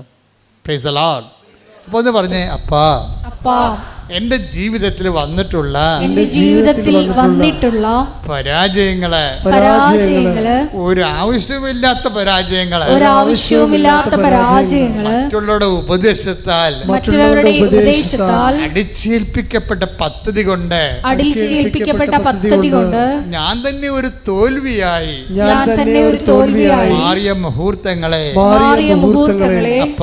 അപ്പാ, ഇത്തരം ജീവിത ഉച്ഛിഷ്ടങ്ങളെ ജീവിത ഉച്ഛിഷ്ടങ്ങളെ നിന്റെ നാമത്തിന്റെ മഹത്വത്തിനായി നിന്റെ നാമത്തിന്റെ മഹത്വത്തിനായി നിന്റെ പുത്രനെ സ്വീകരിക്കാൻ വേണ്ടി നിന്റെ പുത്രനെ സ്വീകരിക്കാൻ വേണ്ടി ഞാൻ നിന്നെ നിനക്ക് സമർപ്പിക്കുന്നു. ഈ വേദനകളെ സ്വീകരിച്ചുകൊണ്ട് നീ എന്നിൽ അപ്പാ ക്രിസ്തുവിനെ രൂപപ്പെടുത്തണമേ. ഈ വേദനകളെ വേസ്റ്റുകളെ സ്വീകരിച്ചുകൊണ്ട് അപ്പാ നീ എന്നിൽ ക്രിസ്തുവിനെ രൂപപ്പെടുത്തണമേ. ആരാധന യേശുവേ, നിന്നെ നേടുവാൻ വേണ്ടി എല്ലാം ഇഷ്ടം പോലെ കരുതുവാനുള്ള വലിയ കൃപ ഞങ്ങളുടെ സഹനം. പരിശുദ്ധ പരമദിവ്യകാരുണ്യത്തിന് നേരവും ആരാധനയും സ്തുതിയും പുകഴ്ചയും ഉണ്ടായിരിക്കട്ടെ. അതായത് ഒരു കൺഫ്യൂഷൻ എപ്പോഴും ബൈബിള് സൂക്ഷിക്കുന്നത് ക്രിസ്തു എവിടുന്ന് വരുമെന്ന് അറിയത്തില്ലെന്ന് ബൈബിൾ പറയുന്ന ഒരു സംഭവമാണ്. സത്യമായ ഒരു ആധ്യാത്മിക അനുഭവമാണ്. ക്രിസ്തു എവിടുന്ന് നമ്മുടെ ജീവിതത്തിലൂടെ എവിടുന്നാണ് വരണമെന്ന് അറിയാൻ പറ്റത്തില്ലെന്ന്. ആരിലൂടെയാണ് ക്രിസ്തു നമ്മുടെ ജീവിതത്തിൽ വരണമെന്ന് അറിയത്തില്ല. Take the word of God. അതായത് യോഹന്നാൻ 7:27 എന്നാൽ ക്രിസ്തു വരുമ്പോൾ എവിടെ നിന്നാണ് വരുന്നതെന്ന് ആരും അറിയുകയില്ലല്ലോ. അതാണ് അങ്ങനെ ഒരു ക്രിസ്തുവിൻ്റെ വരവിന് അങ്ങനെ ഒരു ഫിനോമിനുണ്ട്. അതായത് എവിടെ നിന്നാണ് വരിക, ആരിലൂടെയാണ് വരിക എന്നറിയത്തില്ലെന്ന്. കർത്താവ് എന്നിട്ട് പറയും അപ്രതീക്ഷിതമായ സമയത്തായിരിക്കും മനുഷ്യപുത്രൻ വരിക എന്ന് പറയും. മത്തായി 24:44 അതിനാൽ നിങ്ങളും തയ്യാറായിരിക്കണം. പറഞ്ഞേ, അതിനാൽ നിങ്ങളും തയ്യാറായിരിക്കണം. നിങ്ങൾ പ്രതീക്ഷിക്കാത്ത മണിക്കൂറിലായിരിക്കും നിങ്ങൾ പ്രതീക്ഷിക്കാത്ത മണിക്കൂറിലായിരിക്കും മനുഷ്യപുത്രൻ വരുന്നത്. അപ്പൊ ഇത് ക്രിസ്തു എവിടുന്ന് വരുന്നു, ആരിലൂടെ വരുന്നു, എപ്പോൾ വരുന്നു എന്നുള്ളത് വി ഡോണ്ട് നോ. അതിൻ്റെ അർത്ഥം എന്താണ്? ക്രിസ്തു ആരിലൂടെയും വരാം, ക്രിസ്തു എപ്പോഴും വരാം. അതാണ് പ്രശ്നം. ഒന്ന് പറഞ്ഞേ ക്രിസ്തു ആരിലൂടെയും വരാം, എവിടെ നിന്നും വരാം, ഏത് സമയത്തും വരാം. അപ്പോഴെന്ന് വെച്ചാൽ നമ്മുടെ ഈ അനുഭവങ്ങളില്ലേ, നമ്മുടെ പാസീവ് ആൻഡ് നെഗറ്റീവ് എക്സ്പീരിയൻസ് ഇല്ലേ, അത് നിങ്ങൾ വളരെ ശ്രദ്ധയോടെ ശ്രദ്ധിക്കണം. അത് നിങ്ങൾ ഓർക്കും വളരെ നല്ല. ഇവിടെ ഈ സാക്ഷ്യം പറയണതെല്ലാം പോസിറ്റീവായിട്ടുള്ള ഗ്രീൻ ചാനലിലൂടെ ക്രിസ്തു വന്നതിൻ്റെതാണ് ഇല്ലേ. ഇത് ഭൗതിക നേട്ടങ്ങളെല്ലാം അങ്ങനെയാണ്. പക്ഷേ ആധ്യാത്മിക നേട്ടങ്ങളെ കൃപ സ്വീകരിക്കുന്നതെല്ലാം നെഗറ്റീവ് ചാനലിലൂടെയാണ് ക്രിസ്തു വരണത് പലപ്പോഴും. അത് എങ്ങനെ മനസ്സിലാക്കണത്? Negative channel. ഇപ്പം ഞാനിവിടെ നിൽക്കുമ്പോൾ എൻ്റെ അപ്പന് ഭയങ്കര ഇഷ്ടമായിരുന്നു എന്നെ പട്ടക്കാരനാക്കണത്. പക്ഷേ ഞാൻ 10ാം ക്ലാസ് പാസ്സായപ്പോൾ 3 മാസം മുമ്പ് അപ്പം പോയി, യാത്രയായി, തീർന്നു. പിന്നെ എന്നെ കൊണ്ടുപോകാനും ആരുമില്ല. ഞാനൊരു നിക്കറിട്ട് സ്വന്തമായിട്ടാണോ സെമേരി ചേർന്നത്? ആരുമില്ലായിരുന്നു. എനിക്കറിയാവുന്ന ഒരു കർത്താവിൻ്റെ മാലാഖ ഉണ്ടായിരുന്നു. ആകപ്പാടെ കൊന്ത പോലും അറിയാൻ പാടില്ല. കർത്താവിൻ്റെ മാലാഖ എൻ്റെ അപ്പം പഠിപ്പിച്ചിട്ടുണ്ട് എന്നെ. ഞാൻ എവിടെ പോയാലും കർത്താവിൻ്റെ മാലാഖ ചൊല്ലിക്കൊണ്ടേ പോകത്തുള്ളൂ. പക്ഷെ അത് ഇത്രയും വലിയ പ്രാർത്ഥനയാണെന്ന് എനിക്കറിയത്തില്ല. ഇപ്പം എനിക്ക് മനസ്സിലായി. രക്ഷാകര സംഭവങ്ങൾ മനുഷ്യൻ മുട്ടയിൽ നിന്ന് മൊത്തം പ്രാർത്ഥിക്കേണ്ട പ്രാർത്ഥന കർത്താവിൻ്റെ മാലാഖയാണ്. എന്താണ്? ആ കർത്താവിൻ്റെ മാലാഖ തന്നെയാണ് ഞാൻ ഇന്ന് നിങ്ങളോട് പറയണത്. എന്താണ്? കർത്താവിൻ്റെ മാലാഖ പരിശുദ്ധ മറിയത്തോട് വചിച്ചു, പരിശുദ്ധാത്മാവിനാൽ മറിയം ഗർഭം ധരിച്ചു. കൈയടിക്കട്ടെ, ശ്രദ്ധിക്കട്ടെ.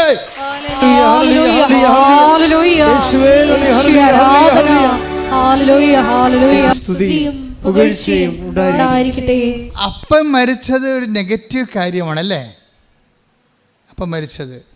പിന്നെ എന്താണ് അതിലൂടെ ഉണ്ടായ ഇമ്പാക്റ്റ്? എന്താ എൻ്റെ അപ്പൻ്റെ മരണത്തിലൂടെ ഉണ്ടായ ഇമ്പാക്റ്റ് എന്താണ്? എൻ്റെ കോൺഫിഡൻസ് തകർന്നു പോയി. നിൻ്റെ അപ്പൻ മരിച്ചാലും നിൻ്റെ കോൺഫിഡൻസ് തകർന്നാലും തകരാത്ത ഒരു ആളാണ് ക്രിസ്തു. കൈയടിക്കട്ടെ, ശ്രദ്ധിക്കട്ടെ.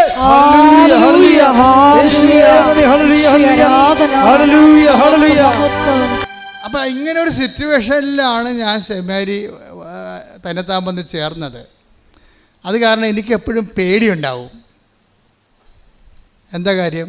നമ്മൾക്ക് സപ്പോർട്ടീവായിട്ട് വീട്ടിലാരുമില്ല, ഗൈഡ് ചെയ്യാൻ പറ്റിയ ആളില്ല. അപ്പം അങ്ങനെ ഒരു സിറ്റുവേഷനിൽ വരുമ്പോൾ നമ്മുടെ സ്വകാര്യതയില്ലേ, സ്വകാര്യതയ്ക്ക് സെക്യൂരിറ്റി ഇല്ല. നിൻ്റെ സ്വകാര്യതയ്ക്ക് സെക്യൂരിറ്റി ഇല്ലാത്തൊരു കാലമുണ്ടാവും.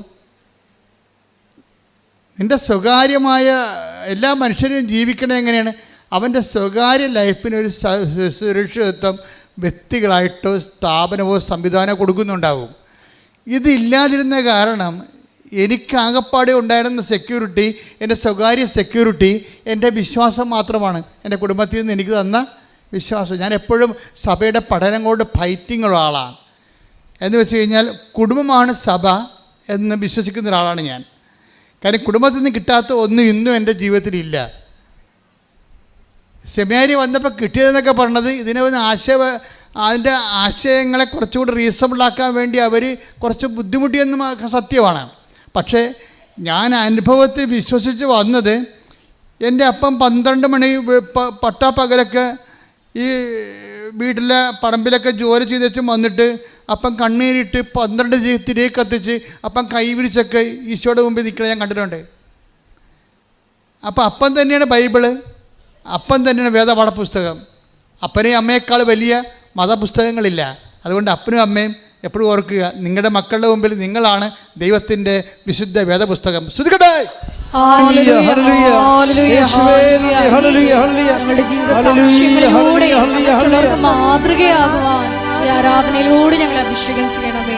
ഞാൻ കഴിഞ്ഞ ദിവസങ്ങളിൽ ഇവിടെ പ്രാർത്ഥിച്ചുകൊണ്ട് കുഞ്ഞിന് വേണ്ടി പ്രാർത്ഥിക്കുകയാണ്.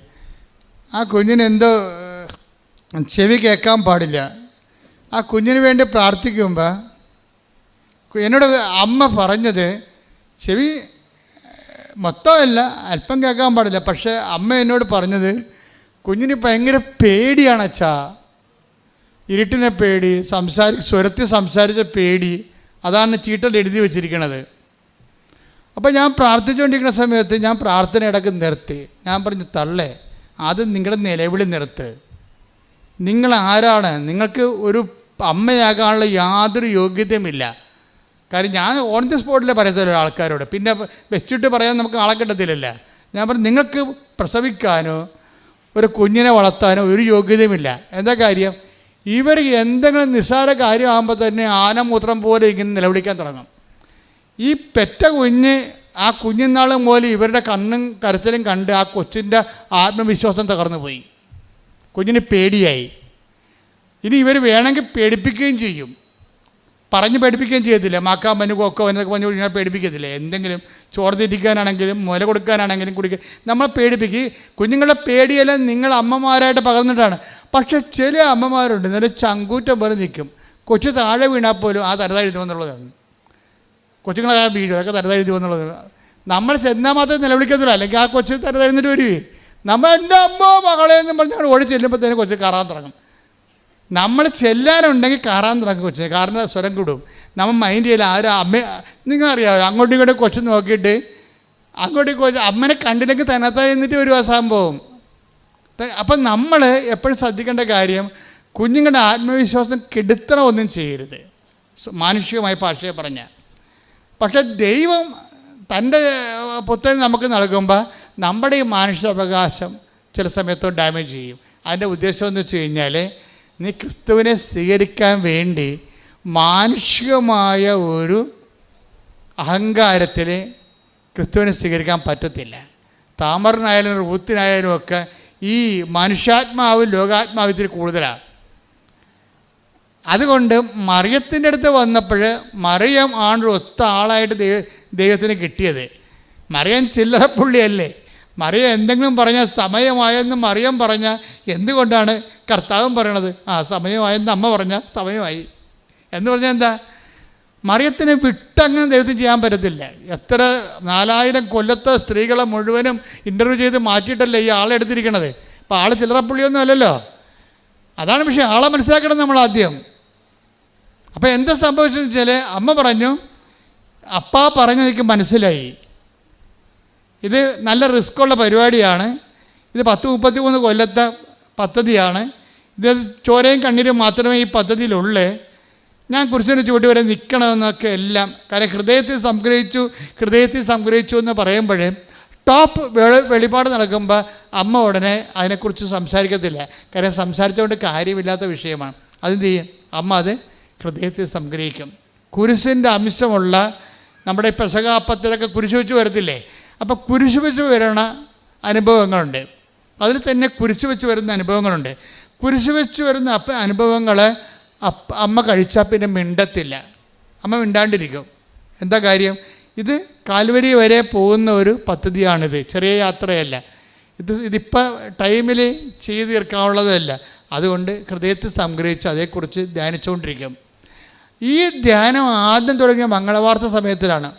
മംഗളവാർത്തയിൽ പെട്ടെന്ന് അമ്മ പറഞ്ഞു, അപ്പ പറഞ്ഞ എല്ലാം എനിക്ക് മനസ്സിലാകുന്നുണ്ട്, പരിശുദ്ധാത്മാവിനോട് പറയണ്ടേ, എനിക്കിതിനകത്ത് ഒന്നേ പറയുന്നുള്ളൂ, ഇനി എന്തെല്ലാമൊക്കെ കാഷ്വാലിറ്റി ഉണ്ടായാലും behold the hand made of the Lord, ഇതാ കർത്താവിൻ്റെ ദാസി. പിന്നെന്ത് ചെയ്യണം? നിൻ്റെ വചനം പോലെ എന്നിൽ നിറവേറട്ടെ. അപ്പോഴേ ക്രിസ്തുവിനെ സ്വീകരിക്കാൻ വേണ്ടി എന്താണ് ചെയ്യേണ്ടതെന്ന് അമ്മയാണെന്ന് ലോകത്തോട് പറയണത്. എന്താണ് കാര്യം? മറിയം ദാവീദിന് വംശം ജനിച്ചു, രാജകീയമായിട്ടുള്ള കുടുംബ പാരമ്പര്യമുണ്ട്, തറവാട്ട മഹിമയുണ്ട്. മറിയം ആസാനൊന്നും പറയണില്ല. ബൈബിളാണ് ലൂക്കായും മത്തായും ഒക്കെ മറിയത്തിൻ്റെ രാജകീയമായിട്ടുള്ള പാരമ്പര്യമൊക്കെ പറയണത്, തറവാട്ട മഹിമ പറയണത്. അമ്മ പറഞ്ഞ് ഈ തറവാട്ട മഹിമ പുസ്തകത്തിലെ പശു പോലെയാണ്, ഇതൊന്നും പുല്ല് തിന്നത്തില്ല. നമുക്കറിയാം നിൻ്റെ മഹിമകളൊന്നും പുല്ല് തിന്നത്തില്ല. അതുകൊണ്ട് അമ്മ എന്ത് പറയും? ആ സംഭവമൊക്കെ ഞാൻ ഇവിടുന്ന് മാറ്റണത്. എനിക്കിതേ പറയാനുള്ളൂ, ഇതാ കർത്താവിൻ്റെ ദാസി. നിങ്ങൾ പരാജയപ്പെടുമ്പോഴും തോക്കുമ്പോഴും അമ്മയോട് ചേർന്ന് ആ പ്രാർത്ഥന പ്രാർത്ഥിക്കണം. എന്താണ്? ഇതാ കർത്താവിൻ്റെ ദാസി, നിൻ്റെ വചനം പോലെ എന്നിൽ നിറവേറട്ടെ. അപ്പോഴെന്ത് പറയും? അപ്പോൾ നീ ക്രിസ്തുവിനെ നീ സ്വീകരിച്ചിരിക്കും. കയ്യടിക്കടെ സ്തുതിക്കടെ ഹല്ലേലൂയ.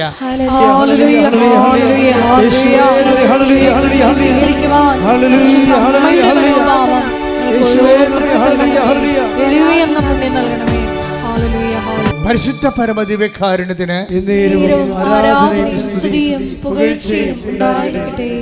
ഡോക്ടർ അള്ളിൻ ആ സാക്ഷ്യത്തിലെ കൂടെ പറയുന്നൊരു കാര്യമുണ്ട്.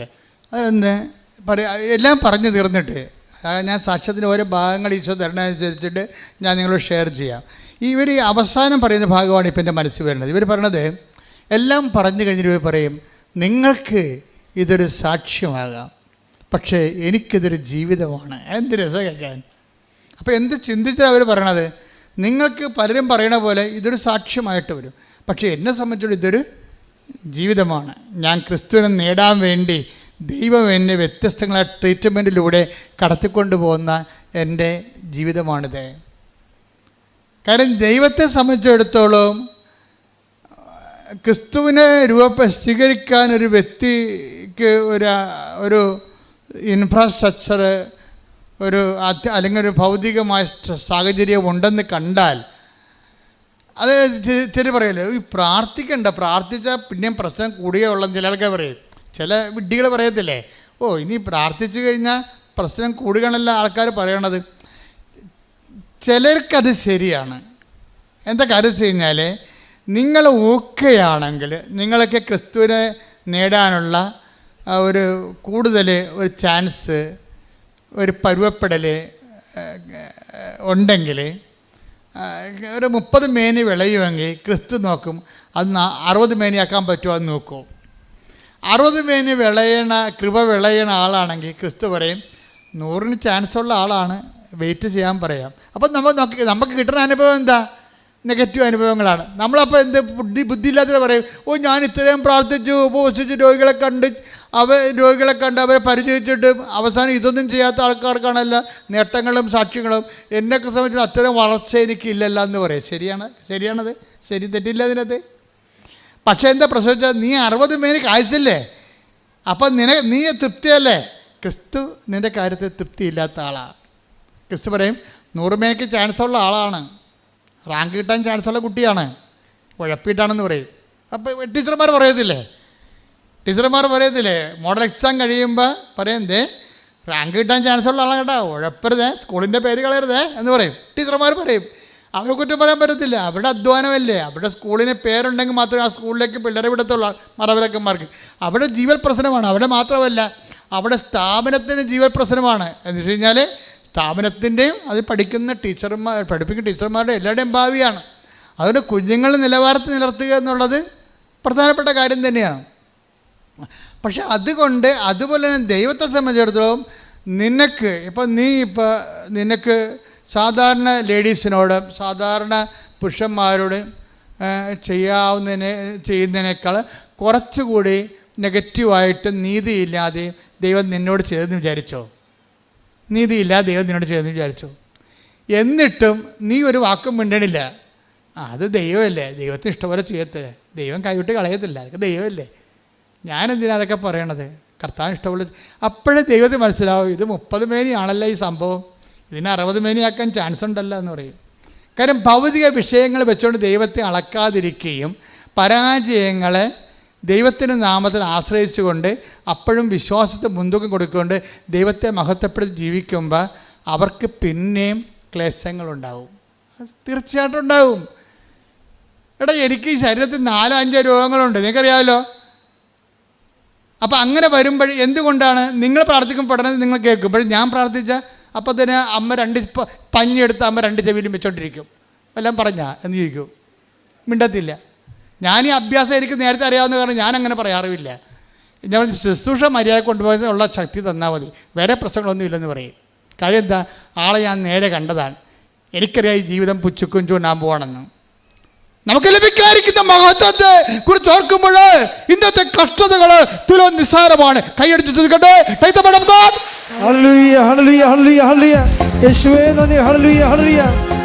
പരമദിവ്യകാരുണ്യത്തിന് ആരാധനയും സ്തുതിയും പുകഴ്ചയും ഉണ്ടായിരിക്കട്ടെ. റോമ 8:18 നമുക്ക് വെളിപ്പെടാനിരിക്കുന്ന മഹത്വത്തോട് തുലനം ചെയ്യുമ്പോൾ നമുക്ക് വെളിപ്പെടാനിരിക്കുന്ന മഹത്വത്തോട് തുലനം ചെയ്യുമ്പോൾ ഇന്നത്തെ കഷ്ടതകൾ നിസ്സാരമാണെന്ന് ഞാൻ കരുതുന്നു. ബൈബിൾ ഈ തുലനം ചെയ്യുന്നതിന് കമ്പാരിറ്റീവ് നടത്തുന്നത്, ഈ താരതമ്യം ചെയ്യുന്നതിന് ബൈബിൾ എതിരാണ്, വിഡ്ഢികളാണെന്നാണ് പറയണത്. താരതമ്യം ചെയ്യാൻ ആൾക്കാർ ഭൗതികമായ വിഷയങ്ങളെ മാനദണ്ഡങ്ങളെ വെച്ച് താരതമ്യം ചെയ്യരുത്. 2 കൊരിന്ത്യർ 10:12 ആത്മപ്രശംസ നടത്തുന്നവരുടെ ഗണത്തിൽ പെടാനോ, പറഞ്ഞ ആത്മപ്രശംസ നടത്തുന്നവരുടെ ഗണത്തിൽപ്പെടാനോ ഞങ്ങളെ അവരോട് താരതമ്യം ചെയ്യാനോ ഞങ്ങൾ തുനിയുന്നില്ല. പരസ്പരം അളക്കാനും തുലനം ചെയ്യാനും സാഹസപ്പെടുന്ന വിഡ്ഢികളാണ് അവർ. അപ്പം പരസ്പരം അളക്കുകയും തുലനം ചെയ്യുകയും ചെയ്യുന്നവരെ, ഇപ്പം തുലനം ചെയ്യുന്നതിനെക്കുറിച്ച് ഇപ്പം നിങ്ങൾ പറയത്തില്ലേ, ഞാനോ വലുത് നീയോ വലുത്. അതുപോലെ തന്നെ വീടുകൾ തമ്മിൽ തുലനം ചെയ്യും, കാറുകൾ തമ്മിൽ തുലനം ചെയ്യും. നിങ്ങൾ ഉടമ്പടി എടുക്കുകയും ജഡിക മനുഷ്യരായി തുടരുകയും ചെയ്യും. അതുകൊണ്ടാണ് ക്രിസ്തുവിന് നിങ്ങൾക്കൊന്നും ചെയ്യാൻ പറ്റാതെ വരുന്നത്. കാര്യം എന്താണ്, പരസ്പരം ജഡിക മനുഷ്യരാണോ അല്ലയോ എന്നറിയണമെങ്കിൽ നിങ്ങളെ ശരിക്കും പേര് കെട്ട വായി നോക്കികളായിരിക്കും. ശരിക്കും പറഞ്ഞാൽ വായി നോക്കികളെന്ന് പറഞ്ഞു കഴിഞ്ഞാൽ ഈ അണിൻ്റെ പെണ്ണിൻ്റെ മുഖത്ത് നോക്കണമല്ല. പുറത്തിറങ്ങിയ നിങ്ങളുടെ അടുത്തുള്ള വീടൊക്കെ എത്ര നിലയുണ്ട്, അവിടെ വീട്ടിൽ ചെല്ലുമ്പോൾ എത്ര മുറിയുണ്ട്, അവിടെ കാർ ഏത് കമ്പനിയാണ് എന്നൊക്കെ നോക്കണം. അതാണ് വായി നോട്ടം എന്ന് പറയുന്നത്. ഇനി വായി നാറ്റം എന്നും പ്രധാനമുണ്ട്. പല്ല് തേക്കാതെ നടക്കണ വായിക്കല്ല. എന്ത് പറഞ്ഞാലും ആൾക്കാരുടെ കുറ്റം പറയണ വായി നാറ്റം എന്ന് പറയണ. ഈ ഉടമ്പടി എടുത്തിട്ട് വായി നോട്ടവും വായി നാറ്റവും ഉണ്ടെങ്കിൽ കുറച്ച് താമസിക്കും ഈ ഉടമ്പടി റൈപ്പായി എടുക്കാൻ. കാര്യം നിങ്ങൾ ജഡിക മനുഷ്യരാണെന്ന് ദൈവം പറയും. കാര്യം നിങ്ങൾ തുലനം ചെയ്യുന്നു. ഇപ്പം നിങ്ങൾ കെട്ടിയെടുത്ത് കാനഡയിൽ പോകാൻ പോണത് ആൻറ്റിയുടെ മക്കൾ പോയത് കൊണ്ടല്ലേ. അവർ മര്യാദയ്ക്ക് എവിടെയെങ്കിലും ഉദ്യോഗസ്ഥം മേടിച്ചെങ്കിൽ അവർ നിങ്ങൾ പോകത്തില്ല. അവർ 10 പുത്തം കൊണ്ടുവന്ന് കഴിയുമ്പോൾ അവരെയും നിങ്ങളുടെ കയ്യിൽ അഭ്യാസം കാണിക്കും. വലിയ ആവശ്യമില്ലെങ്കിലും വലിയ വീടൊക്കെ ഉണ്ടാക്കും. അപ്പോൾ പിന്നെ നാട്ടുകാർ നോക്കുമ്പോൾ നിങ്ങളുടെ വീടാണെന്ന് പറഞ്ഞാൽ ആ വീട്ടിൽ കയറി ഞങ്ങളെ നിങ്ങളുടെ വീടാണെന്ന് വിചാരിച്ച് അവിടെ പോയെന്ന് പറയും. വല്ല കാര്യമുണ്ടാ? പിന്നെ നിങ്ങൾ അവിടെ നിർത്തിക്കൊണ്ട് അവിടെ തന്തക്ക് വിളിക്കും. അപ്പോൾ ഉടമ്പടി പഴയ മനുഷ്യരായിട്ട് തുടരുന്ന ഒത്തിരി ആൾക്കാരുണ്ട്. ഉടമ്പടി പുതുക്കുന്നതിൻ്റെ ഉദ്ദേശിക്കുക എന്ന് പറയുന്നത് നിങ്ങൾ ആ പേപ്പർ കൊണ്ടൊന്ന് ടിക്ക് ചെയ്യുന്നതല്ല ഉദ്ദേശിക്കണത്. നിങ്ങൾ ഈ ജഡിക മനുഷ്യരിൽ നിന്ന് ക്രിസ്തുവിനെ സ്വീകരിക്കുന്ന, സർവോപരി ഒന്നാമതായി ക്രിസ്തുവിനെ നേടുന്ന, ക്രിസ്തുവിനെ നേടാൻ വേണ്ടി എല്ലാം കുപ്പയെ കരുതുന്ന ആത്മീയ മനുഷ്യരാണെങ്കിൽ നിങ്ങൾക്ക് തുലനം ചെയ്യാൻ വേണ്ടി ദൈവം തന്നിരിക്കണത് എന്താണ്? നമുക്ക് ലഭിക്കാതിരിക്കുന്ന മഹത്വത്തെക്കുറിച്ച് ഓർക്കുമ്പോഴേ, തുലനം ചെയ്യുമ്പോഴേ, അതാ റോമർ 8:18 എന്ന് പറഞ്ഞാൽ നമുക്ക് ലഭിക്കാനിരിക്കുന്ന മഹത്വത്തെക്കുറിച്ച് തുലനം ചെയ്യുമ്പോൾ അവിടെയാണ് തുലനം വരണത്. എന്തെങ്കിലും തുലനം ചെയ്യണമെങ്കിൽ വീട്, ജോലി, കാറ്, ആരോഗ്യം, സൗന്ദര്യം, ഇങ്ങനെ അഴിഞ്ഞു പോണ കാര്യങ്ങളൊന്നുമല്ല തുലനം ചെയ്യേണ്ടത്. നിങ്ങൾ അങ്ങനെ തുലനം ചെയ്യുന്നവരാണ് നിങ്ങളെങ്കിൽ ദൈവത്തിൻ്റെ കണക്ക് പുസ്തകത്തിൽ നിങ്ങൾ ജഡികരെന്ന് പറയും. ജഡാത്മാവിനെ, ഇപ്പം ദൈവാത്മാവിനെ നയിക്കപ്പെടുന്നവർ റോമ 8:14 അനുസരിച്ചുകൊണ്ട് ദൈവത്തിൻ്റെ മക്കളാണെങ്കിൽ തീർച്ചയായിട്ടും ലോകാത്മാവിനെ നയിക്കപ്പെടുന്നവർ ലോകത്തിൻ്റെ സന്തതികളാണ്. ലോകത്തിൻ്റെ സന്തതികളാണെങ്കിൽ കവനൻ്റ് ചെയ്തെന്ന് പറഞ്ഞാൽ പോലും, അതായത് ലോകത്തിനും ഈ ലോകാരൂപി മൂക്കണാണ് ദുഷ്ടാരൂപി എന്ന് പറയണത്. നിനക്കറിയാലോ, ഒരിക്കലും ഡയറക്റ്റായിട്ട് ദുഷ്ടാരൂപി നമ്മളിലേക്ക് വരത്തില്ല. കാര്യം നമുക്ക് ജ്ഞാനസ്ഥാനം, കുംഭസാരം, കുർബാനം, കൂദാശ ജീവിതമൊക്കെ ഉള്ളതാണല്ലോ. അതുകൊണ്ട് ഡയറക്റ്റായിട്ട് ദുഷ്ടാരൂപി കയറി പിടിക്കത്തില്ല. പക്ഷേ ദുഷ്ടാരൂപി അവിടെ ഒരു തന്ത്രം കാണിക്കുകയാണ് ചെയ്യണത്. എന്താ വെച്ചാൽ ലോകാരൂപിയെ കൊണ്ടുവന്ന് ആദ്യം പോസ്റ്റ് ഇടുക. അവനെ പോസ്റ്റ് ഇടുന്നത് എന്താണ്? ലോകാരൂപിയെ കൊണ്ടുവന്ന് പോസ്റ്റ് ഇടും. എന്ന് വെച്ച് കഴിഞ്ഞാൽ കൂട്ടുകാർ ഒരു ഇന്ന കോളേജിൽ പഠിച്ചു, എന്നിട്ട് അവൾ ഇവിടെ കുറേ കല്യാണം അവൾക്ക് വന്നതാണ്, ആ കല്യാണം ഒന്നും എടുത്തില്ല, എന്നിട്ട് അമേരിക്കൻ PR ഉള്ള ആളെ മാത്രമേ അവളെ കെട്ടിയുള്ളൂ. അത് കാരണം അവളും കൂട്ടുകാരെയും കൂടി ഫേസ്ബുക്കിൽ, വാട്സപ്പിലുമൊക്കെ അവർ രണ്ടും കൂടി അവിടെ ഇവിടെയൊക്കെ കറങ്ങണ ഫോട്ടോ ഇടുമ്പോൾ നീ ഓർക്കും, ദൈവമേ. ചില പറയും, അതിന് അവൾ പറയും, എടി പ്രസവിക്കണമെങ്കിൽ ഇവിടെ വന്ന് പ്രസവിക്കണം. എടി, അയ്യോ ആണ്, അവിടെയാണ് പ്രസവിക്കേണ്ടത്. ഇത്രയും നാൾ ഇവിടെ പ്രസവിക്കാൻ നമ്മൾ വിചാരിച്ചിരിക്കുന്നത്. ഇപ്പം കൂട്ടുകാരത്തി പറഞ്ഞാൽ അവിടെ പോയി പ്രസവിക്കണം. അപ്പം അവിടെ വന്ന് പ്രസവിച്ചാൽ എന്താ കുഴപ്പം? അല്ല, അവിടെ വന്ന് പ്രസവിച്ചാൽ ഇവിടുത്തെ പിന്നെ മൊത്തം ആനുകൂല്യം കിട്ടും. ദൈവമേ, നമ്മുടെ കയ്യിൽ നിന്ന് കാഴ്ച പോകല്ലേ ഇവിടെ പ്രസവിച്ചാൽ. അപ്പോൾ പിന്നെ ഐഡിയ മാറി. ഇവിടെ പ്രസവിച്ചാൽ നമ്മുടെ കയ്യിൽ നിന്ന് കാശ് പോവില്ല. കാര്യം ഇപ്പം നാട്ടുകാർക്കും വീട്ടുകാർക്കും വേണ്ടി നമുക്ക് ഈ മെഡിക്കൽ കോളേജിൽ പോയി പ്രസവിക്കാൻ പറ്റുമോ? പ്രസവിക്കാൻ കൊച്ചൊക്കെ പുറത്ത് വരുവേ. അതല്ല പ്രശ്നം. ഇവിടുത്തെ ബന്ധുക്കാർ കാണാൻ പറ്റത്തില്ല, അതല്ലേ പ്രശ്നം. അതുകൊണ്ട് നമ്മളെത്ത് മെച്ചമായ ഹോസ്പിറ്റലിൽ പോയിട്ട് ആദ്യം മുറി ബുക്ക് ചെയ്യും. മുറി ബുക്ക് ചെയ്ത് എന്താ കാര്യം? എന്താ, ബന്ധുക്കൾക്ക് വരണ്ടേ, കൊച്ചിനെ കാണണ്ടേ, അവരുടെ സ്റ്റാറ്റസിനെ പറ്റിയ മുറി. അപ്പം നമ്മൾ ഓപ്പറേഷൻ എല്ലാം, ഈ പ്രസവം എല്ലാം കഴിഞ്ഞ് വീട്ടിൽ വന്ന് ബന്ധുക്കളെ സ്വന്തപ്പെട്ടവരെല്ലാവരും അവരുടെ സ്റ്റാറ്റസൊക്കെ തൃപ്തിപ്പെടുത്തി വീട്ടിൽ വരുമ്പോൾ നമ്മുടെ കിഡ്നി കൊണ്ട് ആശുപത്രിക്കാർ പോകും. അതില്ല, അവരടിച്ച് മാറ്റി. കഴിത്തേക്ക് കാശാകത്തില്ലേ. ഒരു ദിവസം 16 രൂപയൊക്കെ 4000, 3000, 5 രൂപയൊക്കെ മുറുക്കി ചാർജ് വരികയാണ്. അപ്പോൾ ഈ ലോകത്തിൻ്റെ ഒരു അഭ്യാസമുണ്ട്. ഈ അഭ്യാസത്തിൻ്റെ കൂടെ നിന്ന് കഴിയുമ്പോൾ, കുറേ നാൾ നിന്ന് കഴിയുമ്പോൾ നമ്മൾ ഓർക്കും നമ്മളത്ര കുറഞ്ഞ പുള്ളിയൊന്നും അല്ലെന്ന് ഓർക്കും. നമ്മളത്ര കുറഞ്ഞ പുള്ളിയല്ല. ഇതാണ് ലോകാരൂപി എന്ന് പറയണത്. ഈ ലോകാരൂപിയായിട്ടാണ് ആദ്യം വരണത്. ഇവൻ തലേ തുണിയിട്ടുണ്ട്, പാത്ത് കുടയും പിടിച്ചൊക്കെ വരും. അകത്ത് കയറി കഴിഞ്ഞിട്ട് കുടയും തുണിയും മാറ്റി നമ്മൾ മാതാവ് പിശാചാണല്ലോ ഇരിക്കണതെന്ന് അപ്പോഴും നമ്മൾ അറിയത്തുള്ളൂ. ഇപ്പം വരുമ്പോൾ അറിയത്തില്ല, ലോകാരൂപിയായിട്ടേ വരത്തുള്ളൂ. പക്ഷേ ഇവൻ അവിടെ ഇരുന്ന് മൂത്ത് ദുഷ്ടാരൂപിയായിട്ട് കൺവേർട്ട് ചെയ്യപ്പെടും. ദുഷ്ടാരൂപിയായി കഴിഞ്ഞാൽ പിന്നെ ആര് നന്നാകുമ്പോഴും നമുക്ക് നെഞ്ചുവേദന ഉണ്ടാകും. അവിടെ പ്രശ്നം. അവർക്ക് ശമ്പളം, പെൻഷൻ കിട്ടിയില്ലെന്ന് പറയുമ്പോൾ നമുക്ക് ഭയങ്കര സന്തോഷം. അയ്യോ പിശാചിന് പെൻഷൻ കിട്ടാഞ്ഞിരുന്ന ഭാഗം. ഇപ്പോൾ പെൻഷൻ കിട്ടിക്കഴിഞ്ഞാൽ നമ്മുടെ തലയിൽ നിറങ്ങും. അപ്പോൾ തള്ളക്ക് പെൻഷൻ കിട്ടില്ലെങ്കിൽ പോലും അമ്മയും മകനുമൊക്കെ സന്തോഷമാണ്. ഒരു സന്തോഷ വാർത്ത എന്താണ്? അമ്മയുടെ പെൻഷൻ കിട്ടിയില്ലെന്ന്. അതല്ലേ എന്താ, പെൻഷൻ കിട്ടിക്കഴിഞ്ഞാൽ പെമ്മക്കൾ മേടിക്കാൻ വേണ്ടി വരും. പിന്നെ ഈ പെമ്മക്കളുടെ അമ്മയുടെയും 10 ക്ലാസ് ഞാൻ കാണണം. തള്ളക്ക് പെൻഷൻ കിട്ടിയില്ലെങ്കിൽ അതേ സമയം ഞാൻ ഉടമ്പടി എടുത്തതാണ്, പക്ഷേ പെൻഷൻ കിട്ടിയില്ലെങ്കിൽ അതൊരു കെറ്റിക്കാര്യമല്ലേ. പെൻഷൻ കിട്ടിയില്ലെങ്കിൽ നിൻ്റെ ഭർത്താവിൻ്റെ കയ്യിൽ നിന്ന് കാശ് പോകും. പക്ഷേ എന്നാലും മരുമകൾ നാത്തം കെട്ടിയെടുത്ത് വീട്ടിൽ വരത്തില്ലല്ല. അവളുടെ അമ്മയുടെ കൂടി 10 ക്ലാസ് ഞാൻ കാണുന്നല്ലോ എന്ന് ചോദിക്കുമ്പോൾ പെൻഷൻ കിട്ടാത്തപ്പോൾ ഒരു സന്തോഷം. കിട്ടാത്ത നെഗറ്റീവ് കാര്യത്തിന് പോലും സന്തോഷം വരികയാണ്. ഇതിനാണ് ദുഷ്ടാരൂപി എന്ന് പറയുന്നത്. പിടികിട്ടിയാ? ക്ലിയർ അല്ലേ? നിങ്ങൾക്ക് മനസ്സിലായല്ല? കൈയടിച്ച് ശ്രദ്ധിക്കട്ടെ.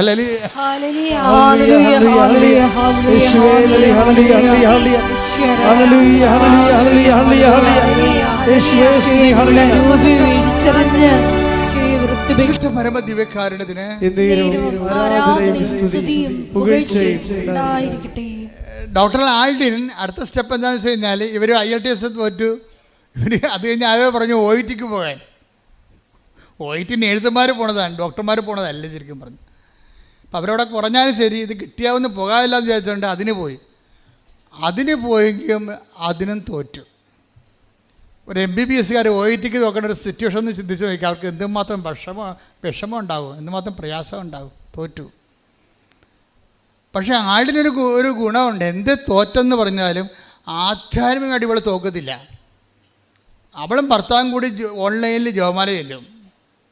തോറ്റ ദിവസം ആയാലും ശരി സന്തോഷത്തോടെ ജപമാല ചെല്ലും.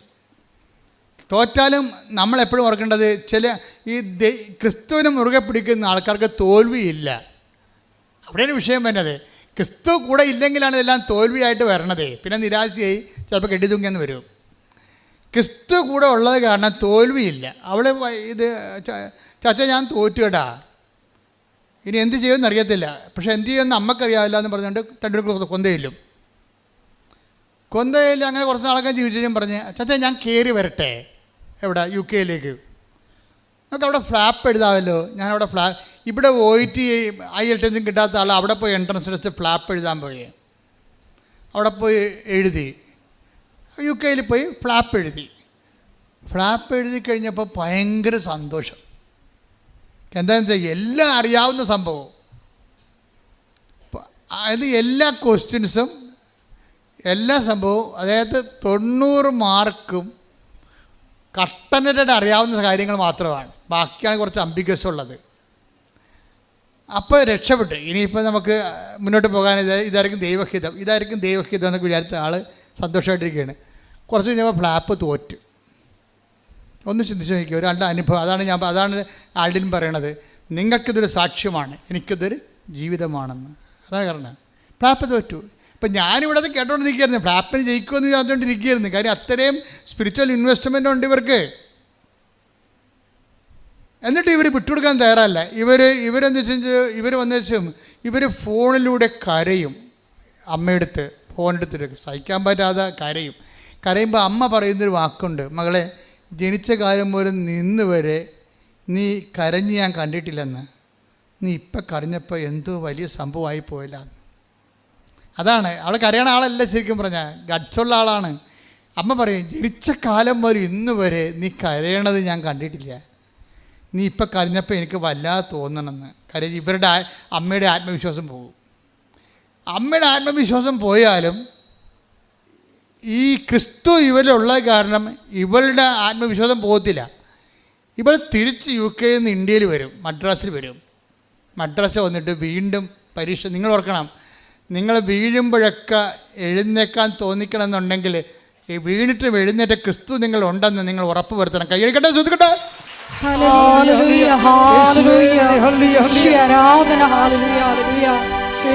പരമദിവ്യകാരുണ്യത്തിന് അതായത് ക്രിസ്തുജന്യമായ ക്ലേശങ്ങള് കർത്താവിൻ്റെ പഞ്ചക്ഷതങ്ങളുടെയും ചമ്മട്ടിപ്പാടുകളുടെയും മുൾക്കിടത്തിൻ്റെയും ഫലം ചെയ്യുന്നതാണ്. അതായത് നമ്മൾ വിശ്വാസത്തിൽ ഉറച്ചു നിന്നിട്ടും ക്ലേശങ്ങൾക്ക് പഞ്ഞമൊന്നുമില്ലാതെ നിൽക്കുകയും സത്യസന്ധമായി ജീവിച്ചിട്ടും നമ്മൾ കുരിശിൽ കയറേണ്ടി വരികയും ഒക്കെ ചെയ്യുന്ന ഒരു സാഹചര്യമാണ് ക്രിസ്തുജന്യമായ ക്ലേശങ്ങളെന്ന് പറയുന്നത്. ഈ ക്രിസ്തുജന്യമായ ക്ലേശങ്ങളുടെ അന്തരാർത്ഥങ്ങളെ നമുക്ക് വിവേചിച്ച് തരണമെങ്കിൽ വിസ്ഡം ഉണ്ടാകണം, ജ്ഞാനമുണ്ടാകണം. അതുകൊണ്ട് ആ ജ്ഞാനമെന്ന് പറയണത് ഇപ്പം സംഭവിക്കുന്നത് എന്താണെന്നുള്ളത് അറിവാണ്, എന്തിനാണെന്നുള്ളതാണ് ജ്ഞാനം. മനസ്സിലായില്ലേ? അത് പരിശുദ്ധാത്മാവാണ് നമുക്ക് പറഞ്ഞു തരേണ്ടത്. സംഭവിക്കണ എന്താണെന്നറിയാം, അത് അറിവാണ്. അറിവ് കൂടിക്കഴിഞ്ഞാൽ ആത്മഹത്യ ചെയ്യും, അത്രേ ഉള്ളൂ. പക്ഷേ സംഭവിക്കണത് എന്തിനാണെന്നറിയണം, അതിന് പരിശുദ്ധാത്മാവ് വേണം. അപ്പോൾ ഇവൾക്ക് പരിശുദ്ധാത്മാവ് ഇത്തിരി കൂടുതൽ പ്രവർത്തിക്കാൻ പറ്റിയ ഫോർമാറ്റാണ് ഇവളിലുള്ളത്. അതുകൊണ്ടാണ് ഇവൾ പതറാത്തത്. അവൾ കരഞ്ഞു എന്നുള്ള കാര്യം, അവളുടെ അമ്മയടുത്ത് കരഞ്ഞു എന്ന് നിസ്സാര കാര്യമാണ്. അവൾക്ക് സങ്കടം സഹിക്കാൻ വരാറൊന്നും കരഞ്ഞില്ല, അവളുടെ അമ്മയടുത്ത് കരഞ്ഞു, അത് ഇറ്റ്സ് ഓക്കെ. പക്ഷേ എന്നാലും തൻ്റെ ദൗത്യങ്ങളിൽ നിന്ന് പിന്തിരുന്നില്ല. അവൾ അടുത്ത ടിക്കറ്റ് എടുത്തിട്ട് നാട്ടിലോട്ട് പോരും. നാട്ടിൽ വന്ന് കൃപാസനം പത്രം മേടിച്ച് ഇവിടെ വന്ന് ഉടമ്പടി പുതുക്കും. ഉടമ്പടി പുതുക്കിയിട്ട് ഇതിനെക്കുറിച്ച് ഗുണമോ ദോഷമോ അമ്മയോട് പറയത്തില്ല. ഇവിടെ ആളിരിപ്പുണ്ടല്ലോ, പറയാമല്ലോ, പറയത്തില്ല. കാര്യം ഇവളുടെ മനസ്സിൽ ആത്മാവ് പറയുന്നുണ്ട്, ദൈവത്തിൻ്റെ വഴികളിലൂടെ തന്നെ കൊണ്ടുപോവുകയാണ്. അപ്പോൾ നമുക്ക് പറയാനുള്ള ഒന്ന് മാത്രമേ ഉള്ളൂ, ഇതാ കർത്താവിൻ്റെ ദാസി എപ്പോഴും എന്ത് ചെയ്യും? മിണ്ടത്തില്ലല്ലോ, സംസാരിക്കത്തില്ല. അപ്പോൾ ഇവിടെ മിണ്ടാതെ പോയിട്ട് കൃപാസനം പത്രം തമിഴ് പത്രം മേടിച്ച് കൊണ്ടുപോയി ആ മദ്രാസിൽ എല്ലായിടത്തും ചേർന്നിലേക്ക് കൊടുത്ത് കഴിക്കുമ്പോൾ ഓട്ടോറിക്ഷക്കാർ ഇവരെ കരുത്തേക്ക് കയറി. നിങ്ങൾക്ക് നാണമുണ്ടാ? ഈ 10 മതം മാറ്റമാണ്, ആന കൂനെന്നൊക്കെ പറഞ്ഞ് ഇവരെ കരുത്തേക്ക് അറിയാൻ. അപ്പോൾ ഡോക്ടർ ഇവരോട് ചോദിക്കും, നിങ്ങൾ എന്തുകൊണ്ട് ഈ പത്രം വാങ്ങിക്കുന്നില്ല എന്ന് എന്നോട് പറയണം. അവരുടെ ഫൈറ്റാണ്, പത്രം കൊടുക്കാൻ വന്ന ആളാണ്. അവരുടെ ഫൈറ്റ്, എന്തുകൊണ്ട് ഈ പത്രം വാങ്ങിക്കുന്നില്ല എന്ന് നിങ്ങൾ എന്നോട് പറയണം. ഞാനൊരു ഡോക്ടറാണ്,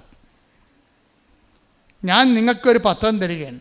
10,000 വായിച്ച് രക്ഷപ്പെടുന്ന ഒരു പത്രമാണ്. നിങ്ങളും രക്ഷപ്പെട്ടുണ്ടെന്ന് വിചാരിച്ചുകൊണ്ട്, നിങ്ങളുടെ ജീവിതത്തിൽ വഴിത്തിരിവ് ഉണ്ടാകുമെന്ന് വിചാരിച്ചുകൊണ്ടാണ് ഞാൻ നിങ്ങൾക്കൊരു സേവനം ചെയ്യുന്നതാണ്. അപ്പോൾ നിങ്ങൾ എന്തുകൊണ്ട് വാങ്ങിക്കുന്നില്ല എന്നോട് പറയണം എന്ന് പറയുമ്പോൾ കാര്യം മനസ്സിലാകുമ്പോൾ അവർ വാങ്ങിക്കും. അപ്പോൾ നോക്കിയേ, അല്ലാതെ ആരെങ്കിലും പറയുമ്പോൾ തന്നെ അയ്യോ അവർ വഴക്കിട്ടെന്ന് പറഞ്ഞ് നിലയം വിളിച്ച് അപ്പോൾ തന്നെ ഓടി വന്ന് വീട്ടിൽ കുത്തിരിക്കുകയല്ലേ. അതാണ് സംഭവം. വഴക്കിട്ടേ എന്ന് പറഞ്ഞു, അയ്യോ അവരങ്ങനെ പറഞ്ഞേ എന്ന് പറഞ്ഞിട്ട് നിലയം വിളിച്ച് വിടും. എൻ്റെ അമ്മ ഇന്ന് എന്നെ പത്രം കൊണ്ട് ചെന്നപ്പോൾ അവരിങ്ങനെ വഴക്കിട്ടെന്ന് പറയും. വല്ല കഥയുണ്ട്. അപ്പോൾ അത്രയേ ഉള്ളൂ. തമ്പുരാൻ തന്ന പണിയാണെന്ന് ഓർക്കാനുള്ള ബോധം പരിശുദ്ധാത്മ വേണ്ടേ? പരിശുദ്ധാത്മ ഉണ്ടേ പറയും, മകളെ ഇത് ഈശോ നേരിട്ട് ചെയ്യുന്ന ഒരു പരിപാടിയാണ്. ഇടത് ഈ പരീക്ഷ നീ തോക്കരുത്, മറ്റേ പരീക്ഷ ഒക്കെ എഴുതിയെടുക്കുക, ഇത് തോറ്റു കഴിഞ്ഞാൽ പണിയായിരിക്കും എന്ന് പറയും. ഇവൾ തോക്കത്തില്ല, അവൾക്ക് പരിശുദ്ധാത്മ ഉള്ള കാരണം പരിശുദ്ധ ഉപദേശം കൊടുക്കില്ല. പരിശുദ്ധ തോക്കത്തില്ല. അവർ പറയും, അവരോട് ചോദിക്കുക എന്തുകൊണ്ട് നീ പത്രം വാങ്ങിക്കുന്നില്ലെന്ന് ചോദിക്കാൻ പറയും. അപ്പോൾ അവർ ജപജപൊക്കെ അടിക്കും. ഉടനെ ഇവർ പത്രം മേടിക്കും. എന്നിട്ട് വന്ന് പരീക്ഷ എഴുതും. രണ്ടാമത് ഇവിടെ നാട്ടിൽ പരീക്ഷ എഴുതും. പരീക്ഷ എഴുതുമ്പോൾ ഒറ്റ പരീക്ഷ എല്ലാം ഓക്കെ. ശ്രദ്ധിക്കട്ടെ. ഹല്ലേലൂയ, ഹല്ലേലൂയ, ഹല്ലേലൂയ, ഹല്ലേലൂയ, ഹല്ലേലൂയ. ആളിനെ പറയുന്ന ഒരു വിഷയം, അവസാനം സാക്ഷ്യം കൺക്ലൂഡ് ചെയ്യുമ്പോൾ പറയുന്ന ഒരു വിഷയം, അവസാനത്തെ പരീക്ഷയാണ് ഞാൻ എൻ്റെ ജീവിതത്തിൽ എഴുതിയ ഏറ്റവും ടഫ് സബ്ജക്റ്റ്. അതാണ് നമ്മുടെ പോയിൻ്റ്. ഇത്രയും നാൾ ഞാൻ എഴുതിയ OET IELTS അവിടെ പോയി ഞാൻ ഫ്ലാപ്പ് എഴുതിയ എല്ലാം സിമ്പിളായിരുന്നു. ഫ്ലാപ്പ് വളരെ സിമ്പിളായിരുന്നു. അപ്പോൾ ഞാൻ തോറ്റുപോയി. ഞാൻ നാട്ടിൽ വന്ന് വീണ്ടും പരീക്ഷ എഴുതുമ്പോൾ ഞാൻ വീട്ടിൽ വന്നിരുന്നിട്ട് സ്റ്റക്കായിട്ടിരിക്കുകയാണ്. കാര്യം ഞാൻ എഴുതിയ പരീക്ഷകളിൽ ഏറ്റവും പ്രയാസമുള്ളത് അവസാനം മദ്രാസ് എഴുതിയ പരീക്ഷയാണ്. അപ്പം ഞാൻ പപ്പായെ വിളിച്ച് പറഞ്ഞു, ഹസ്ബൻഡ് വിളിച്ച് പറഞ്ഞു, അമ്മയെ വിളിച്ച് പറഞ്ഞു, എന്ത് ചെയ്യണമെന്ന് എനിക്കറിയാൻ പാടില്ല, പക്ഷേ പരീക്ഷയ്ക്ക് ഞാൻ തോക്കും. അത്രയ്ക്ക് മോശമായിരുന്നു എന്ന് പറയും. നീ തോക്കുമോ ജയിക്കുമോ എന്ന് തീരുമാനിക്കണം നീയല്ല, ഉടമ്പടിയിൽ നിന്റെ ദൈവമാണ്. ശ്രദ്ധിക്കട്ടെ.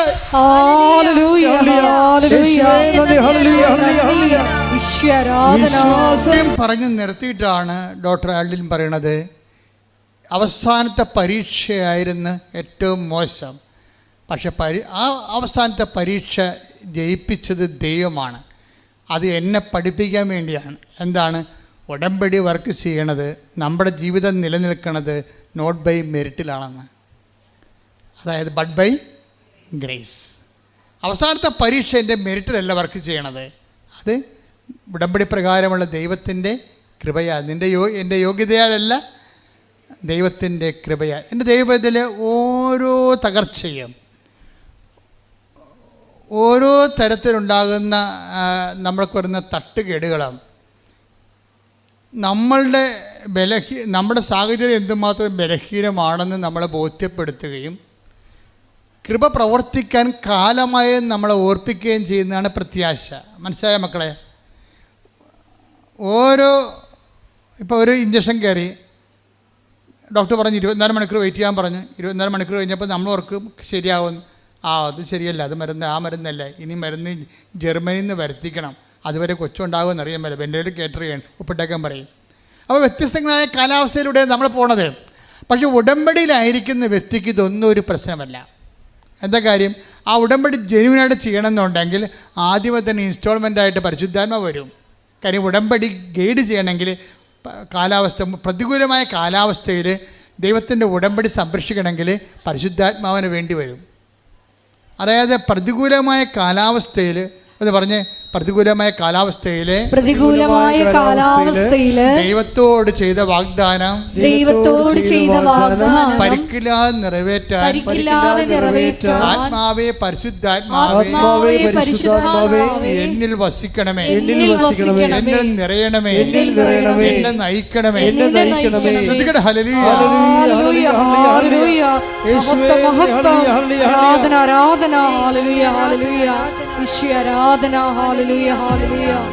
കൈയടിച്ചുകൊണ്ട് ശ്രദ്ധിക്കട്ടെ, ഹല്ലേലൂയ.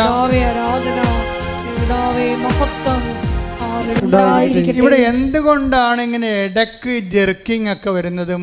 നമ്മൾ വണ്ടി ഓടിക്കുമ്പോൾ പെട്ടെന്ന് ബമ്പേ കയറും, ഹമ്പേ കയറും, പിന്നെ വണ്ടി വിറക്കും, പലതരത്തിലുള്ള തുള്ളലൊക്കെ ഉണ്ടാകും. ഇതൊക്കെ ചില സമയത്ത് റോഡിൻ്റെ കുഴപ്പം കൊണ്ടുണ്ടാകുന്നതാണ്, അല്ലേ? റോഡിൻ്റെ കുഴപ്പം കൊണ്ടല്ലേ ഹമ്പും തുള്ളലൊക്കെ ഉണ്ടാകുന്നത്.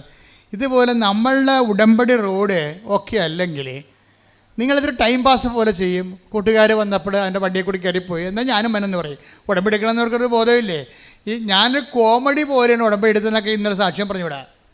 കോമഡി പോലെയൊക്കെ ഉടമ്പടി എടുത്ത് ദൈവം പിന്നെ കാലെപ്പിടി നിലത്തിട്ടിങ്ങിടാ. പിന്നെ അടിയൊക്കെ കൊണ്ട് വെറുതെ ചുമ്മാ വന്ന് അവസാനം മുങ്ങി വന്ന് തേങ്ങി നിൽക്കണ കാണാം. ഇന്നലെയൊക്കെ സാക്ഷ്യം പറയുമ്പോൾ ഓക്കെ ആവില്ല. പക്ഷേ എന്നാലും ചെയ്യേണ്ട കാര്യം, നിങ്ങൾ പരീക്ഷണത്തിനും ഉടമ്പടി ഉപ്പ് നോക്കാൻ വേണ്ടി ഇറങ്ങരുത്. ഇത് സീരിയസ് ആയിട്ടുള്ള ഒരു ദൈവമായിട്ട് റിലേഷനാണ്. ദൈവം ഇതിൽ നിന്ന് ഒത്തിരിയേറെ ടേൺ ഓവർ പ്രതീക്ഷിക്കുന്നുണ്ട്. നമ്മൾ ഇവിടുത്തെ വരുന്നത് എന്താണ് ഉടമ്പടി ക്രൈസിസ് എന്ന് പറയുന്നത്? What is A crisis of the covenant? നിങ്ങളുടെ വഴി ഒന്ന്, ദൈവത്തിൻ്റെ വഴി വേറെ ഒന്ന്. ബുദ്ധിയുള്ള ജ്ഞാനി ദൈവത്തിൻ്റെ വഴികളെ പെട്ടെന്ന് സക്ക് ചെയ്യും. ബുദ്ധിയില്ലാത്ത ജഡികൻ ഇത് മനസ്സിലാക്കാതെ അവൻ്റെ വഴിയെ തന്നെ പോകും. അതുകൊണ്ടാണ് ഉടമ്പടി തുള്ളണത്. ചില ആൾക്കാർക്ക് തുള്ളത്തില്ല. എന്തെല്ലാം ഉടമ്പടി പരാജയപ്പെട്ടാലും ഈ അൾഡിനെ പോലെ അങ്ങനെ ധൈര്യമായിട്ട് നിൽക്കും. കരയും, അത് അമ്മയുടെ അടുത്ത് മാത്രമേ കരയത്തുള്ളൂ. വേറെ ഇഷ്യൂസൊന്നുമില്ല. അവളുടെ പ്രവർത്തനങ്ങൾക്കോ ഉടമ്പടി ജീവിതത്തിനോ ഒന്നും കുഴപ്പങ്ങളൊന്നുമില്ല. അപ്പോൾ എന്താ പ്രശ്നം വെച്ച് കഴിഞ്ഞാൽ അവിടെ വരണത്, നിങ്ങളുടെ ഉടമ്പടി എന്ന് പറയുമ്പോൾ ബൈലാറ്ററൽ എഗ്രിമെൻ്റ് ആണല്ലോ. നിങ്ങൾ ഓർത്തിരിക്കണത് ഈ ബൈലാറ്ററൽ എഗ്രിമെൻ്റ് എന്ന് പറയണത് നമ്മൾ ഉടമ്പടി യൂദാസ് പുണ്യാളൻ്റെ പെട്ടിക്കൊണ്ടുപോയി അമ്മ പ്രസവിക്കണം, ആട് പ്രസവിക്കണം എന്ന് പറഞ്ഞ് എഴുതിയിടുമ്പോൾ ഉടനെ ഇതെല്ലാം സംഭവിച്ച് പിറ്റേ ആഴ്ച ഒരു സാക്ഷി കഥ എഴുതി കൊടുക്കുമ്പോഴുള്ള സിമ്പിൾ പരിപാടി അല്ല ഇത്. നിങ്ങൾ കൈ കൊടുക്കുന്നത് ദൈവമായിട്ടാണ്. അത് ദൈവം ഉൽപ്പത്തി പുസ്തക കാലം മുതൽ രൂപപ്പെടുത്തിയിരിക്കുന്ന മനുഷ്യനുമായിട്ടുള്ള റിലേഷന് വേണ്ടി ഉണ്ടാക്കിയിരിക്കുന്ന സംവിധാനമാണ് ഉടമ്പടി. അപ്പോൾ നിങ്ങൾ ദൈവത്തിൽ നിന്നൊരു ഭൗതിക ആനുകൂല്യം കൈപ്പറ്റാൻ വേണ്ടി ചൂണ്ടയായിട്ട് ഇറങ്ങിയിരിക്കുകയായിരിക്കും. ഉടമ്പടി ഒരു ചൂണ്ടയല്ല. ദൈവമായിട്ട് കണക്കാക്കി ചെയ്താൽ ദൈവം പറയും, ഈ വിനിമയത്തിൽ എനിക്ക് എൻ്റെ അക്കൗണ്ടിൽ എന്താ കിട്ടണമെന്ന് നോക്കും. ഇതെല്ലാം നീ നേടിയിട്ട് അവസാനം നീ ഭൂമി നിത്യതയിൽ വരുന്നില്ല എന്നുണ്ടെങ്കിൽ ദൈവത്തിന് ഉടമ്പടി നഷ്ടമായിരിക്കും. ലോകം മുഴുവനും നേടുന്നതിന് വേണ്ടി മനുഷ്യന് എപ്പോഴും അഭിവാഞ്ചം ഉണ്ടാകും. അപ്പം ലോകം മുഴുവൻ നേടിയാലും എന്താണ്, ആത്മാവ് നഷ്ടപ്പെട്ടാൽ ഉടമ്പടി കൊണ്ട് എന്ത് പ്രയോജനം എന്നുള്ള ചോദ്യത്തിന് നിങ്ങൾ ആൻസർ ചെയ്യേണ്ടി വരും. നിങ്ങൾ ലോകത്തിൻ്റെ ഇപ്പോൾ എഴുതിയിരിക്കണം മുഴുവൻ ലോകകാര്യങ്ങളല്ലേ? വീട്, ജോലി, വിവാഹം, എല്ലാം മക്കൾ, എല്ലാം ലോകകാര്യങ്ങളല്ലേ? അപ്പോൾ ഈശോ ചോദിക്കും, ലോകം മുഴുവൻ നേടിയാലും നിൻ്റെ ആത്മാവ് നഷ്ടപ്പെട്ട ഇതെല്ലാം ഞാൻ കിട്ടി. ഉടമ്പടിയിൽ 6 കിട്ടി. പിന്നെ ഉടമ്പടി വെച്ച് കിരിക്കി കുത്തുകാരനെ പോലെ എല്ലാം ആടിയൻ ഒരു പൂര് ക്ലാവറെന്ന് പറഞ്ഞ് വെച്ച് എല്ലാം അടിച്ച് മിന്നിച്ച് 7 കിട്ടി. 4 ഉടമ്പടിയും കഴിഞ്ഞ് 4 സാക്ഷ്യവും പറഞ്ഞ് ലോകം മുഴുവൻ നേടി. നീല ഉടമ്പടിയും തുള വെച്ചുകൊണ്ട് നടക്കുന്ന ചില ഈ പിശാചുക്കളുണ്ട്. നീല ഉടമ്പടിയാണ്. ഞാൻ ചോദിച്ചത് ആരാണ്? നിങ്ങൾ ബൈബിൾ വായിച്ചോ? ബൈബിൾ വായിക്കാൻ കണ്ണു കാണാൻ പാടില്ല. മാതാവേ, നീല ഉടമ്പടിക്കാർക്ക് ബൈബിൾ വായിക്കാൻ കണ്ണു കാണാൻ പാടില്ലെന്ന്. പിന്നെ നിങ്ങൾക്ക് എന്ത് കാണാൻ പറ്റുമെന്ന് ചോദിച്ചു. ദൈവം നിങ്ങളെ കാണണേ ഇല്ല കേട്ടോ എന്ന് പറഞ്ഞു വണ്ടി വിട്ടൊക്കെ പറയും. അത് ഉടമ്പടിക്ക് എന്തോ ഒരു കാര്യം നേടാൻ വേണ്ടി ഒരു ഉടമ്പടി എടുത്ത് പുതുക്കി ഇരിക്കുകയാണ്. പത്രം മേടിച്ച് കൊടുത്താൽ മതിയില്ല, പുതുക്കി കിട്ടുമല്ലോ എന്ന് വിചാരിക്കും. ഈ തീറ്റയെ കൊണ്ട് തീച്ചേനെ വേഗത്തില്ല. നിങ്ങൾ ദൈവമായിട്ട് ഉടമ്പടി എടുക്കുമ്പോൾ ദൈവം എന്താ ഉദ്ദേശിക്കുന്നത്? നിങ്ങൾക്ക് കിട്ടുന്നത് അനുഗ്രഹമാണ്. That is physical favours. ദൈവത്തിന് എന്താ കിട്ടുന്നത്? ദൈവം തന്ന ആത്മാവിൽ നിങ്ങൾക്ക് കൃപ രൂപപ്പെട്ടിട്ടുണ്ടോ? അതാണ് ദൈവത്തിൻ്റെ ലാഭം. ഈ കച്ചവടത്തിൽ, വിനിമയത്തിൽ ദൈവത്തിൻ്റെ ലാഭം എന്താ? നിങ്ങളുടെ ആത്മാവിന് കൃപ കിട്ടിയിട്ടുണ്ടോ എന്ന് വെച്ചാൽ ക്രിസ്തുവിൻ്റെ ശക്തിയാണ് കൃപയെന്ന് പറയണത്. നിങ്ങളുടെ ആത്മാവ് മുമ്പത്തേക്കാൾ ദൈവശക്തിയിൽ നിറഞ്ഞോ? ഈ ദൈവശക്തി നിറയാൻ വേണ്ടി എപ്പോഴും ദൈവത്തിൻ്റെ ശക്തി നമ്മളിൽ നിറയാൻ വേണ്ടി ദൈവം കാണിക്കുന്ന ഒരു പരീക്ഷണം നമ്മുടെ ബലഹീനമാക്കുകയാണ്. മനസ്സിലായില്ലേ? നമ്മളെ ബലഹീനമാക്കുകയാണ്. അതുകൊണ്ടാണ് നമ്മൾ ബലഹീനമാകണത് പലപ്പോഴും. എന്തുകൊണ്ടാണ്? 2 കൊരിന്ത്യർ 12:9 ബലഹീനതയിലാണ് പറഞ്ഞേ, ബലഹീനതയിലാണ് ദൈവത്തിന്റെ ശക്തി പ്രകടമാകണത്. അപ്പോൾ ആത്മാവ് കൃപ ധരിക്കുന്നത് എപ്പോഴും നമ്മുടെ ബലഹീനതയിലായിരിക്കും, ഭൗതികമായ ലോസിലായിരിക്കും, ഭൗതിക നേട്ടത്തിലല്ല. അത് തന്നെ ദൈവത്തിന് വിശ്വസിക്കാൻ പറ്റുന്നൊരു 30 മേനി 60 മേനിയിലൊക്കെ പോകുന്ന ആൾക്കാരുണ്ടെങ്കിൽ അവൾക്ക് പരാജയപ്പെടാൻ ദൈവം അനുവദിക്കും. എന്താ കാര്യം? ഭൗതികമായ കോട്ടങ്ങൾ ഉണ്ടായി കഴിയുമ്പോൾ അവർ ബലഹീനമാകും. അവർ ദൈവത്തിൽ ആശ്രയിച്ചിട്ട് ദൈവത്തിൻ്റെ ശക്തി ആവഹിക്കും. അതാണ് കൃപയെന്ന് പറയുന്നത്. നിങ്ങൾ 1 കൊരിന്ത്യർ 15:10 എടുത്ത് ശ്രുതികട ഹല്ലേലൂയ ഹല്ലേലൂയ ഹല്ലേലൂയ ഹല്ലേലൂയ ഹല്ലേലൂയ യേശുവേ നന്ദി ഹല്ലേലൂയ ഹല്ലേലൂയ ഹല്ലേലൂയ യേശുവേ ആരാധന ആരാധന. ഞാൻ എന്തായിരിക്കുന്നുവോ അത് ദൈവകൃപയാലാണ്. Praise the Lord. ഇതാണ് ദൈവം ഉദ്ദേശിക്കുന്നത്. അവസാനം നീ പൗലോസിനെ പോലെ പറയണം. എന്താണ്?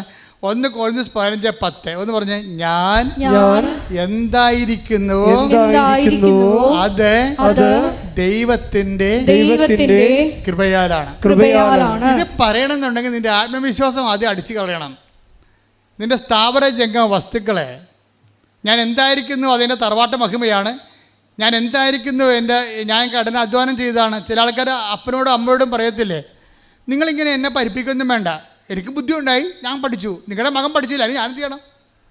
ഉടമ്പടി എടുത്ത് കാനഡയിൽ പോയിട്ട് തള്ളണേ. എന്താ പറയണത്? എടീ, അവൻ തേരാപ്പാറ നടക്കണില്ലേ, അവൻ പഠിക്കാനുള്ള കാശ് കൊണ്ടാണ് നീ പഠിപ്പിച്ചത്. ഇപ്പം അവൻ താമസിക്കാനുള്ള വീടും നീ പുരേ കടപ്പെടുത്തി എടുത്ത് അവനിപ്പോൾ പെണ്ണും കിട്ടണില്ല. നീ ആണെങ്കിൽ അവിടെ വേറെ കാര്യങ്ങളൊക്കെ ഞാൻ കേൾക്കണം, ആരാണ്ടോട് കറങ്ങി കിടക്കണം, സായിപ്പോട് കറങ്ങി കിടക്കണമെന്ന്. അമ്മയോട് ആരാണ്ട് പറഞ്ഞാൽ തെറ്റാ ശരിയാന്ന് അറിയാൻ പാടില്ല. അമ്മയും മകളും തമ്മിൽ കോർക്കും. അപ്പനും അമ്മയും മകൾ, അപ്പനൊരിക്കലും അപ്പം ഭയങ്കര കാര്യത്തിൽ ഭയങ്കര അപ്പന്മാരാണ് ചില പെമ്മക്കളൊക്കെ നശിപ്പിച്ചിരിക്കുന്നത്. എന്താ വെച്ച് കഴിഞ്ഞാൽ, എങ്ങനെ നശിപ്പിച്ചെന്ന് വെച്ച് കഴിഞ്ഞാൽ, അതായത് അപ്പന്മാർ പെമ്മക്കൾ കാണിക്കുന്ന പൊട്ടത്തരങ്ങളെ എല്ലാം ചിരിച്ചുകൊണ്ടിരിക്കും. അമ്മ ശാസിച്ചാലും ഇടി അവളെ വഴക്കുണ്ട്, അവളെ എൻ്റെ മകളാണെന്നൊക്കെ പറഞ്ഞുകൊണ്ട് കുഞ്ഞുനാൾ പോലെ അപ്പന്മാരും ഈ പെമ്മക്കളെ സപ്പോർട്ട് ചെയ്ത് അവസാനം ഇനി അപ്പന്മാർക്ക് തിരിച്ചു വരാൻ പറ്റുക? നിങ്ങൾ അപ്പന്മാർ ശ്രദ്ധിക്കണം, നിങ്ങളുടെ ഉത്തരവാദിത്വം നിങ്ങൾ നശിപ്പിച്ചു, കളഞ്ഞു കുളിച്ചെന്ന് പറയാം. എന്ന് വെച്ചാൽ മകളുടെ വഴി തെറ്റിപ്പോകുമ്പോൾ അമ്മയും പെണ്ണായത് കാരണം അമ്മയ്ക്കറിയാം ഇവളുടെ നടപ്പ് സ്റ്റെപ്പ് തെറ്റുന്നുണ്ടെന്നറിയാം. അപ്പോൾ ഊണ് കഴിക്കാൻ വന്നിരിക്കുമ്പോൾ അമ്മ ഉടനെ ഓരോ കാര്യം എടുത്തിടും. ഇടി പിന്നെ നാട്ടുകാർക്കൂടെ പറയിപ്പിക്കരുത് കേട്ടാ, നാട്ടുകാർക്കൂടെ പറയിപ്പിക്കട്ടെ, ഞാൻ ചില കാര്യങ്ങളൊക്കെ കേൾക്കുന്നുണ്ട്, ഞാൻ ഇപ്പോൾ അത് ചോദിക്കണില്ല. അപ്പനിക്കണമെന്ന് പറയുമ്പോൾ ഉടനെ ഇവളെന്ത് ചെയ്യും? ഇവിടെ ഇങ്ങനെ അഡ്ജസ്റ്റ്മെൻറ്റ് 2 കണ്ണീരെടുത്ത് ചോറ് വെള്ളിട്ടും അവൾ കൈ കഴുകാതെ പോയിരുന്നിട്ട് പോകും. അവൾ പോയി. നിനക്ക് വല്ല കാര്യമുണ്ട് അവിടെ കരുത്തേക്ക് കയറാൻ? പാവം മകളെ വാടി കഴിക്കടിയെന്ന് അപ്പം പറയും. പോരെ, അപ്പൻ്റെ ലൈസൻസ് കിട്ടാൻ വേണ്ടി കള്ളക്കണ്ണീരായിരുന്നത്. അവളുടെ തോന്നിയ വാസത്തിന് അപ്പൻ്റെ ലൈസൻസ് വാങ്ങിച്ച് അമ്മയെ അടിച്ച് പുറത്ത് കളയാൻ വേണ്ടിയുള്ള പ്രകൃതം കാണിച്ചിരിക്കുന്നത്. അതിന് അപ്പം കൂട്ടു നിൽക്കും. അപ്പോൾ അമ്മ അവിടെ നിസ്സഹായായി. അപ്പനും അമ്മയും കഴിഞ്ഞുള്ള ഈ അഭ്യാസം കാരണം ഇവളെന്ത് ചെയ്ത്, ഇപ്പം എന്ത് ചെയ്ത്, ആങ്ങൾക്ക് പെണ്ണുമില്ല, ജോലിയുമില്ല, അവനിങ്ങനെ മുടിയും വെള്ളത്തിൽ കഞ്ചാവും അടിച്ച് നടക്കുകയാണ്. കാര്യം എന്താ? കുറിച്ചൊരു കാര്യമുണ്ട, ഈ അപ്പനും അമ്മയും ഈ പെങ്ങളും കൂടി അവൻ്റെ ജീവിതം നശിപ്പിച്ചിരിക്കുകയാണ്. അവനിപ്പോൾ 10-35 വയസ്സായി. പെണ്ണ് കിട്ടുമ്പോൾ ചെറുക്കൻ എന്താ ജോലി? വീട് സ്ഥലവും മകളുടെ ജോലിന് വേണ്ടി വിദ്യാഭ്യാസ ലോണിന് വീട് വെച്ചിരിക്കുകയാണ്. ആരടക്കും? അവളടക്കണില്ല. കുടുംബം നശിപ്പിച്ച് കളഞ്ഞു. ഈ ആൾക്കാരും വന്ന് ഉടമ്പടി എടുത്തിട്ടുണ്ടേ. ഈ ദുഷ്ട ഉദ്ദേശത്തിൽ ഉടമ്പടി എടുത്തിട്ടുണ്ടെങ്കിൽ ഉടമ്പടി വർക്കൗട്ട് ചെയ്യത്തില്ല. ചില മുട്ട പൊരുന്നാതെ ചീഞ്ഞു പോകത്തില്ല, അതുപോലെ ഉടമ്പടി ചീഞ്ഞു പോകും. കാര്യം എന്താ? നിങ്ങളുടെ കയ്യിരിപ്പ് ദൈവത്തിന് അറിയാം. അതുകൊണ്ട് ഉടമ്പടി എടുക്കുമ്പോൾ ദൈവം നോക്കണത് നിങ്ങൾ നിങ്ങളുടെ ഭൗതിക നേട്ടം നോക്കുന്നു. ദൈവം എന്ത് നോക്കുന്നു? നിങ്ങളുടെ കൃപയുണ്ടാകുമോ എന്ന് നോക്കുന്നു. കൃപയുണ്ടാകത്തില്ലാത്ത വർഗമാണെന്നുണ്ടെങ്കിൽ ദൈവത്തോട് സഹകരിക്കാൻ തയ്യാറല്ല, എന്തെങ്കിലും ഒരു ഫ്ലോപ്പ് വരുമ്പോൾ തന്നെ പ്രാർത്ഥന നിരക്കുന്ന പണ്ടാരമാണെങ്കിൽ ദൈവം ആ ചീട്ട് കീറും. നീ എങ്ങനെയും പോയി ജീവിച്ചോളാൻ പറയും. ഞാനിവിടെ പട്ടിക്കും കഴുതയ്ക്കും പൂച്ചക്കും എല്ലാം തീറ്റി കൊടുക്കുന്നുണ്ട്, അതുങ്ങളൊക്കെ പെറ്റ് പെരുകുന്നുണ്ട്, നീയും പെറ്റ് പെരുകും, നിനക്കും ജോലി കിട്ടും, പക്ഷെ നമ്മൾ തമ്മിൽ ബന്ധമൊന്നുമില്ലെന്ന് പറയും. എന്താ കാര്യം? നിത്യതയിൽ നിനക്ക് ഓഹരിയിലെന്നാണ്, കൃപയിലെന്നാണ്. നിനക്ക് അനുഗ്രഹമുണ്ട്, ദാറ്റ്സ് ഓക്കെ. അതിവിടെ അനുഗ്രഹം ആർക്കാണ് ഇല്ലാത്തത്? PSCയിലെ ഒക്കെ ആൾക്കാർക്ക് കിട്ടുന്ന എല്ലാം ദൈവവിശ്വാസികളാണ്. നിങ്ങളവർക്കത് ഭൗതികമായൊരു നേട്ടത്തിന് വേണ്ടിയാണ് ദൈവം കസേരയെ വിട്ടിരിക്കണമെന്ന് വിചാരിക്കരുത്. ദൈവം ഇത് വെച്ചുകൊണ്ട് നിങ്ങൾ കൃപ ഉൽപ്പാദിപ്പിക്കാൻ പറ്റുമോ? നിങ്ങളുടെ ആത്മാവിനെ പുണ്യപൂർണ്ണമാക്കിയതിന് ശേഷം നിത്യതയിൽ നിങ്ങൾക്ക് കർത്താവിൻ്റെ ഓഹരി കിട്ടുമോ? അതാണ് ദൈവത്തിൻ്റെ ലക്ഷ്യം. നിങ്ങളുടെ ലക്ഷ്യം എന്താണ്? ഭൗതികമായ നേട്ടമാണ്. ഇത് തമ്മിൽ സംഘർഷം ഇടയ്ക്ക് ഉണ്ടാകും. അപ്പോൾ അതുകൊണ്ട് നിങ്ങളെന്ത് ചെയ്യണം? ദൈവം നിങ്ങളെ ക്ലേശിപ്പിക്കും ചില സമയത്ത്. ആ ക്ലേശങ്ങളിൽ നിങ്ങളെപ്പോഴും പിടിച്ചു നിൽക്കണം. അപ്പം ദൈവം ഒരു 30 മേനിയായിട്ട് നിങ്ങളെ കണക്കാക്കും. അവസാനം നിങ്ങൾക്കറിയാമല്ലോ, ദൈവത്തിന് നിങ്ങളെ തോൽക്കണ സ്ഥലത്ത് വെച്ച് ദൈവം നിങ്ങളെ പൊക്കി കൊണ്ടുവരും. എന്താ കാര്യം? ദൈവത്തിൽ ആശ്രയിക്കുന്ന തോക്കാൻ സമ്മതിക്കത്തില്ല ദൈവം. അതാണ് എൻ്റെ വിഷയം. ദൈവം നിങ്ങൾ എല്ലാവരും നിന്നെ കൈവിട്ട് തോക്കണം കണ്ടു കഴിഞ്ഞാൽ നിങ്ങൾ തന്നെ വിചാരിക്കും എൻ്റെ ജീവിതം ഗതി പോയി, എൻ്റെ വിധി ഇതാണെന്ന് പറയുമ്പോൾ ഈശോ പറയും നിൻ്റെ വിധി ഞാനാണെന്ന് പറയും, ഞാനാണ് തീരുമാനിക്കണമെന്ന് പറയും. കാരണം മരണം പ്രഖ്യാപിക്കാതെ ഉയർപ്പിൽ വിശ്വസിക്കാൻ പറ്റത്തില്ല. അവിടെ പ്രശ്നം മരണം. അപ്പോൾ ഞങ്ങൾ ഉയർപ്പിൽ വിശ്വസിക്കണമെന്ന് നമ്മൾ പറയുമ്പോൾ നിങ്ങൾക്കറിയാം, ക്രിസ്ത്യാനിറ്റിയിൽ വിശ്വസിക്കുക എന്ന് വെച്ച് കഴിഞ്ഞാൽ എന്തെങ്കിലും വിശ്വസിക്കുകയല്ല. യേശുക്രിസ്തു നമുക്ക് വേണ്ടി പാപത്തിന് വേണ്ടി മരിച്ചുവെന്നും അവൻ പരപിതാവ് ആ പരിഹാരം സ്വീകരിച്ചുകൊണ്ട് അവൻ്റെ നാമത്തെ മഹത്വപ്പെടുത്തിക്കൊണ്ട് അവനെ ഉയർപ്പിച്ചുവെന്നുമാണ് നാം വിശ്വസിക്കണത്. അവനെ വിശ്വസിക്കുന്ന, ഉയർപ്പിൽ വിശ്വസിക്കുന്ന കാരണം നമ്മൾ മരിക്കുകയില്ലെന്നും നമുക്ക് നിത്യജീവൻ കിട്ടുമെന്നാണ് നമ്മൾ വിശ്വസിക്കണത്. അങ്ങനെ വിശ്വസിക്കുമ്പോഴേ ക്രിസ്തുവിൻ്റെ ഉയർപ്പിൽ വിശ്വസിക്കണമെന്ന് നീ പറഞ്ഞാൽ ദൈവം അത് വരവ് വെക്കത്തില്ല. അവിടെയാണ് പ്രശ്നം. നീ ഞാനും പറയും വിശ്വാസ പ്രമാണം ചെല്ലും, എന്താ കുഴപ്പം? ഒരു പുസ്തകം മേടിച്ച് ചെല്ലിയാൽ മതിയാ, അതുകൊണ്ട് കഥയില്ല. നിൻ്റെ കയ്യിലൊക്കെ വിശ്വാസ പ്രമാണത്തിൻ്റെ പുസ്തകമില്ലേ, അത് നീ വിശ്വസിക്കുന്നു എന്ന് പറയുമ്പോൾ ദൈവം ചോദിക്കേണ്ട ഒരു കാര്യമുണ്ട്, അവൻ്റെ മരണം പ്രഖ്യാപിച്ചിട്ടുണ്ടോ എന്ന് ചോദിക്കും. അവിടെയാണ് പ്രശ്നം. മരണം പ്രഖ്യാപിക്കാതെ, യേശുക്രിസ്തുവിൻ്റെ മരണം പ്രഖ്യാപിക്കാതെ സ്വന്തം സഹനങ്ങളിൽ കർത്താവിൻ്റെ സഹനത്തെ കണ്ടെത്തിക്കൊണ്ട് ദൈവത്തെ നാമത്തിലൂടെ മഹത്വത്തോടെ കൂട്ടുവെച്ചുകൊണ്ട് അത് കൃപയാക്കാത്ത ഒരു മരണപ്രഖ്യാപനവും ദൈവം അംഗീകരിക്കത്തില്ല. എന്തുകൊണ്ടാണ് വചനം പറയണത്? 2 Corinthians 4:10 എടുത്ത് സ്തുതിക്കട്ടെ. ഹല്ലേലൂയ ഹല്ലേലൂയ ഹല്ലേലൂയ ഹല്ലേലൂയ യേശുവേ നന്ദി. ഹല്ലേലൂയ ഹല്ലേലൂയ ഹല്ലേലൂയ ഹല്ലേലൂയ ഹല്ലേലൂയ. 2 Corinthians 4:10 യേശുവിന്റെ ജീവൻ ഞങ്ങളുടെ ശരീരത്തിൽ പ്രത്യക്ഷമാകുന്നതിന്. Praise the Lord. പറഞ്ഞേ, യേശുവിന്റെ ജീവൻ ഞങ്ങളുടെ ശരീരത്തിൽ പ്രത്യക്ഷമാകാൻ വേണ്ടി അവിടുത്തെ മരണം ഞങ്ങൾ എല്ലായ്പ്പോഴും ശരീരത്തിൽ സംവഹിക്കുന്നു. ശരീരത്തിൽ മരണം സംവഹിക്കുന്നതാണ് ഉയർപ്പ് വിശ്വസിക്കുന്നതിൻ്റെ ആദ്യ പടി. അപ്പം ഞാൻ വിശ്വസിക്കുന്നു എനിക്ക് രോഗമില്ല, എനിക്ക് തകർച്ചയില്ല, പരാജയമില്ല എന്ന് വിചാരിച്ചാൽ കർത്താവിൻ്റെ മരണത്തിൻ്റെ മുദ്ര നിൻ്റെ ജീവിതത്തിലില്ല. ദാറ്റ് മീൻസ് യു ആർ നീ യേശു വിശ്വസിക്കണമെന്ന് പറഞ്ഞാൽ പോലും കർത്താവ് പറയും അത് വിശ്വാസയോഗ്യമല്ല. കാരണം അതിൻ്റെ പ്രോസസ്സ് നിങ്ങൾ 10ാം ക്ലാസ് ജയിച്ചെന്ന് നിങ്ങൾ പറയണം. അപ്പോൾ ഉടനെ കർത്താവ് പറയും ആ 9ാം ക്ലാസ്സിലെ സർട്ടിഫിക്കറ്റ് ഒന്ന് കാണാത്തതെന്ന് പറയും. അയ്യോ 9ാം ക്ലാസ്സിൽ പഠിച്ചിട്ടില്ല. ആ 8ാം ക്ലാസ് സർട്ടിഫിക്കറ്റ്, അയ്യോ 8ാം ക്ലാസ്സിൽ പഠിച്ചിട്ടില്ല. പിന്നെ 7ാം ക്ലാസ് സർട്ടിഫിക്കറ്റ് അതുമില്ല.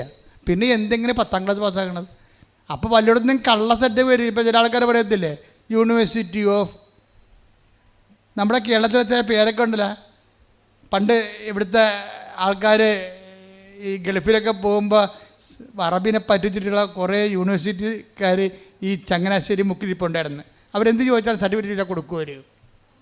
ആ കൊമ്പരാണ് ഇങ്ങോട്ട്.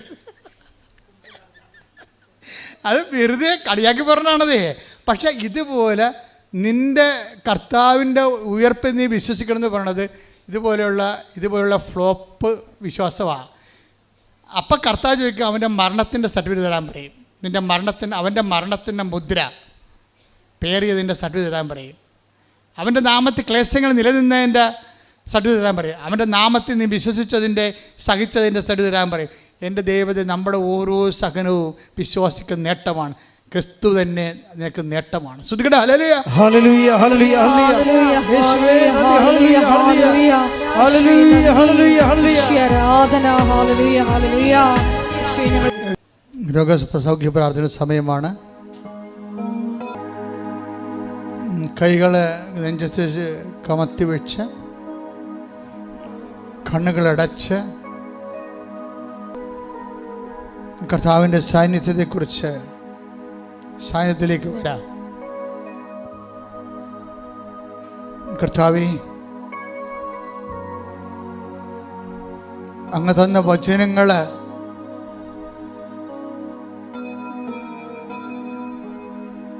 ഞാൻ അവർക്ക് നൽകി.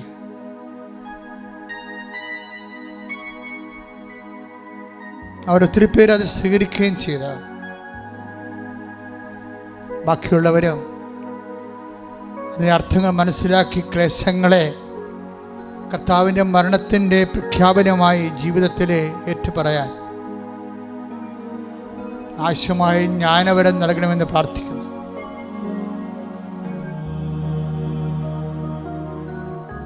കർത്താവേ, ക്രിസ്തു ഒരേ സമയം വചനവും ജ്ഞാനവുമാണല്ലോ. ക്രിസ്തുവിൻ്റെ വചനം നടപ്പിൽ വരുമ്പോൾ അത് നിറവേറുന്ന ദൈവികമായ പദ്ധതികളെക്കുറിച്ചുള്ള അന്തർജ്ഞാനമാണ് സുവിശേഷത്തിൻ്റെ ജ്ഞാനം. ആ സുവിശേഷത്തിൻ്റെ ജ്ഞാനമാണ് സഹനങ്ങൾ അതിജീവിച്ചുകൊണ്ട് നിലനിൽപ്പിന് വേണ്ടിയും സ്വന്തം ജീവിതാനുഭവങ്ങൾ കർത്താവിൻ്റെ മരണത്തെ പ്രഖ്യാപിച്ചുകൊണ്ട് ഉയർപ്പിൽ വിശ്വസിച്ചുകൊണ്ട് കർത്താവേ, നിൻ്റെ നാമത്തിൽ ജീവിച്ചുകൊണ്ട് ആ ജീവിതത്തിൽ നീ നൽകുന്ന നിത്യത പ്രത്യാശിച്ചുകൊണ്ട് മുന്നേറുവാൻ ഉടമ്പടിയിലൂടെ ഞങ്ങളെ നീ സഹായിക്കണമേ. ശ്രുതികട ഹല്ലേലൂയ ഹല്ലേലൂയ ഹല്ലേലൂയ ഹല്ലേലൂയ യേശുവേ നന്ദി ഹല്ലേലൂയ മഹത്വം ഹല്ലേലൂയ ഹല്ലേലൂയ ഹല്ലേലൂയ യേശുവേ സ്തുതി ഹല്ലേലൂയ ആരാധന മഹത്വം മഹത്വം ആരാധന ആരാധന. പരിശുദ്ധ പരമദിവ്യകാരുണ്യത്തിന് എന്നേരവും ആരാധനയും സ്തുതിയും പുകഴ്ചയും ഉണ്ടായിരിക്കട്ടെ. അച്ഛനോട് ചേർന്ന് പ്രാർത്ഥിക്കുക. കർത്താവായ ദൈവമേ, കർത്താവായ ദൈവമേ, പരിശുദ്ധ ദിവ്യകാരുണ്യത്തിലെ പരിശുദ്ധ ദിവ്യകാരുണ്യത്തിൽ സാന്നിധ്യം നൽകുന്ന ഞങ്ങളുടെ രക്ഷകനായ ഈശോയെ, ഈ നിമിഷം ഈ തീർത്ഥാടനത്തിലെ പങ്കെടുത്ത് ആരാധിക്കുന്ന ഓരോ മക്കളുടെ മേലും നീ സ്പർശിക്കണമേ. കർത്താവേ, ഓൺലൈനിലെ ധ്യാനം കേൾക്കുന്ന എല്ലാവരെയും നീ സ്പർശിക്കണമേ. ദൈവത്തിന്റെ കരുണ ഈ നിമിഷം എല്ലാ മക്കളെയും സ്പർശിക്കണമേ. അടിപ്പിണർ പോലെ വൈദ്യുത ആഘാതം പോലെ ദൈവിക ശക്തി പരിശുദ്ധ അമ്മയുടെ മാധ്യസ്ഥതയിലെ നാമത്തിലെ എല്ലാ മക്കളിലും പ്രസരിക്കട്ടെ. മാരക രോഗങ്ങള്, വേദികള്, ദുരിതങ്ങള് ദൈവത്തിന്റെ നാമത്തില് മാറിപ്പോകട്ടെ. ഹല്ലേലൂയ ഹല്ലേലൂയ ഹല്ലേലൂയ യേശുവേ ഹല്ലേലൂയ ഹല്ലേലൂയ ഹല്ലേലൂയ.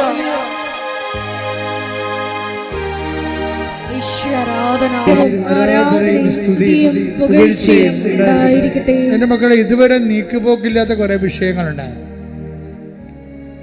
അതിനുമേൽ ദൈവിക തീരുമാനം ഉണ്ടാകാൻ പരിശുദ്ധ അമ്മയോട് ചേർന്നുകൊണ്ട് ദൈവത്തെ മഹത്വപ്പെടുത്തിക്കൊണ്ട് ശ്രദ്ധിക്കട്ടെ. ഹല്ലേലൂയ ഹല്ലേലൂയ ഹല്ലേലൂയ ഹല്ലേലൂയ ഹല്ലേലൂയ യേശുവേ നന്ദി. ഹല്ലേലൂയ ഹല്ലേലൂയ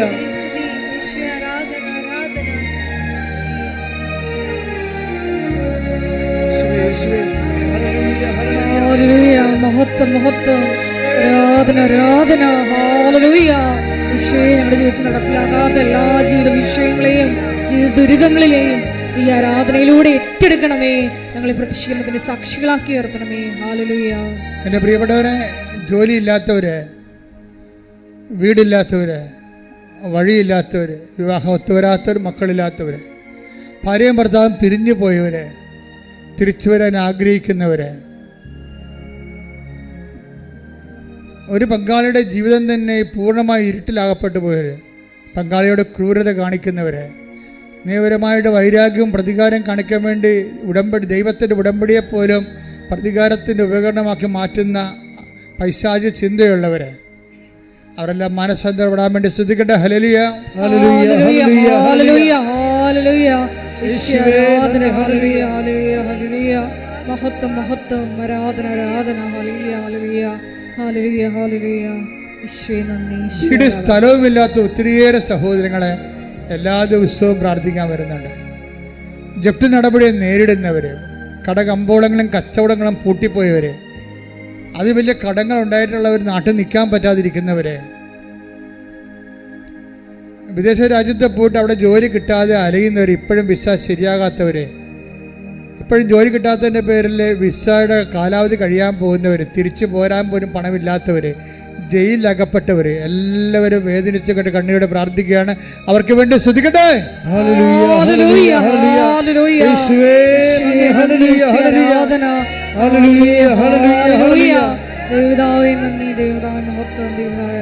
മക്കളില്ലാത്തവര്, അന്യാധീനമായിട്ട് വാടകയ്ക്ക് താമസിച്ചിട്ട് ഇറങ്ങിക്കൊടുക്കാത്തവര്, വാടക പോലും കൊടുക്കാതെ ഭീഷണിപ്പെടുത്തി കള്ളക്കേസ് കുരുക്കി വിഷമിച്ച് ജീവിക്കുന്നവര്, പൊറുക്കണ സ്ഥലത്ത് വെള്ളമില്ലാത്തവർ, വെള്ളമെത്താൻ മാർഗമില്ലാത്തവർ, വിറ്റ് ചുട്ട് പോരാനും പറ്റണില്ല, അവിടെ കിടക്കാനും പറ്റാത്തൊരവസ്ഥയിൽ നട്ടം തിരിയുന്നവർ, ശരീരം മുഴുവൻ രോഗമുള്ളവർക്ക്, ഉറക്കമില്ലാത്തവർ, പ്രഷറുള്ളവർ, ഷുഗറുള്ളവർ, പാങ്ക്രിയാസിന് നീരുള്ളവർ, അതിനിപ്പോൾ ഓപ്പറേഷൻ നിശ്ചയിച്ച് ശരീരത്തിൻ്റെ വിവിധമായ അവയവങ്ങൾക്ക് ഓപ്പറേഷൻ നിശ്ചയിച്ചിരിക്കുന്നവർ, അതിൽ പേടിയുള്ളവർ, അതിന് പണമില്ലാത്തവർ, അവർക്കെല്ലാം വിടുതല വേണ്ടി ശ്രദ്ധിക്കട്ടെ.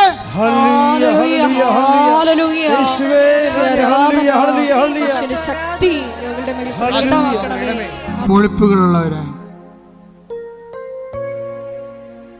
ഹൃദയത്തിനും ശിരസിനും ബ്ലോക്കുള്ളവര്, കരൾ രോഗികള്, അസ്ഥി ഉരുക്കമുള്ളവര്, അസ്ഥി തേയ്മാനമുള്ളവര്, നടുവിന് വേദനയുള്ളവര്, കർത്താവേ നിന്റെ തിരുമുറുവാർന്ന വലത് കരത്താൽ മക്കളെ സ്പർശിക്കണമേ. വിവാഹം ഒത്തുവരാത്തവര്, കുടുംബത്തിൽ സമാധാനം ഇല്ലാത്തവർ, കാണാതെ പോയ ഭർത്താക്കന്മാര്, ഭാര്യമാര്, മക്കള്, കാണാതെ പോയ വസ്തുവകകള് എല്ലാം പരിശുദ്ധ ദേവമാതാവിന്റെ മാധ്യസ്ഥനെ ഏൽപ്പിക്കുന്നു.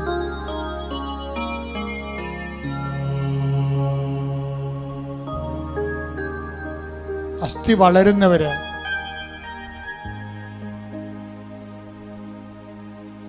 ഗർഭിക ആയതിനു ശേഷം അത് എടുത്ത് കളയണമെന്ന് ഡോക്ടർ പറഞ്ഞു തന്നിട്ടുള്ളവര്, എടുത്തു കളയാൻ ഒരു മനസ്സുമില്ലാതെ എന്ത് ചെയ്യണമെന്ന് അറിയാൻ തേങ്ങുന്ന അമ്മമാര്,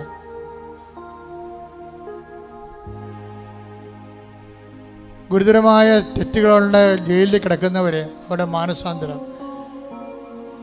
അവരെ വിടുവിക്കുകയാണെങ്കിൽ അത് സമാധാനത്തിന് വിശുദ്ധിയോടെ ജീവിക്കാനുള്ള കൃപയ്ക്ക് വേണ്ടി പ്രാർത്ഥിക്കുന്നു. കൃപാസനത്തിന് ചുറ്റും കലവരും മുഴുവനും എല്ലാ തിന്മകളുടെ ശക്തികളിൽ നിന്ന് മോചിതരാകാൻ കർത്താവിൻ്റെ വിശുദ്ധമായ രക്തം തളിക്കപ്പെട്ടുകൊണ്ട് പൈശാചിക സ്വാധീനങ്ങൾ, നമ്മുടെ റോഡ് കവർ ചെയ്യുന്നവരെ, അങ്ങോട്ടും ഇങ്ങോട്ടും റോഡ് കവർ ചെയ്യുന്നവരെ, റോഡിൽ പോകുന്ന വാഹനങ്ങൾ സുരക്ഷിതവും സമാധാനം അപകടം ഉണ്ടാകാതിരിക്കാൻ വേണ്ടി ശ്രദ്ധിക്കട്ടെ.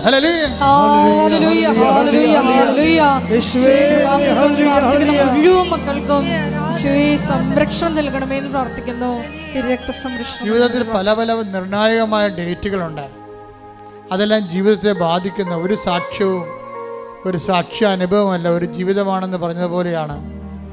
ഓരോ ഉടമ്പടിയും ഒരു ജീവിതമാണ്.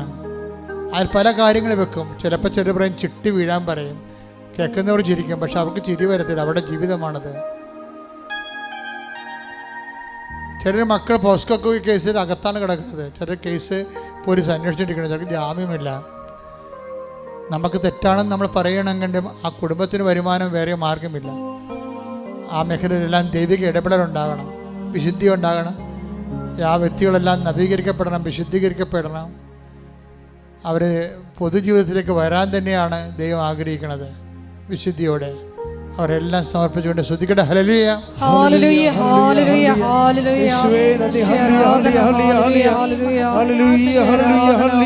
ഹല്ലേലൂയ മൗനമായി പ്രാർത്ഥിക്കട്ടെ. ഈ ആഴ്ചയിൽ നടക്കുന്ന മുഴുവൻ യാത്രകള്, കുറേ ഡേറ്റുകൾ നിങ്ങൾ ഇട്ടിട്ടുണ്ട്. ആ ഡേറ്റ് എല്ലാം പരിശുദ്ധ അമ്മയ്ക്ക് സമർപ്പിച്ച് ഈശോയ്ക്ക് സമർപ്പിക്കുന്ന സമയമാണ്. നിങ്ങൾക്ക് തന്നെ വേറെ ആൾക്കാർ ഡേറ്റ് ഇട്ട് തന്നിട്ടുണ്ട്. ഇൻ്റർവ്യൂവിൻ്റെ ഡേറ്റ്, വിസ പ്രോസസ്സിംഗ് ഡേറ്റ്, പരീക്ഷ റിസൾട്ടിൻ്റെ ഡേറ്റ്, പരീക്ഷയുടെ ഡേറ്റ്, ജപ്തി ഡേറ്റ്, ലേലത്തിൻ്റെ ഡേറ്റ്, എത്ര ഡേറ്റുകളാണ്.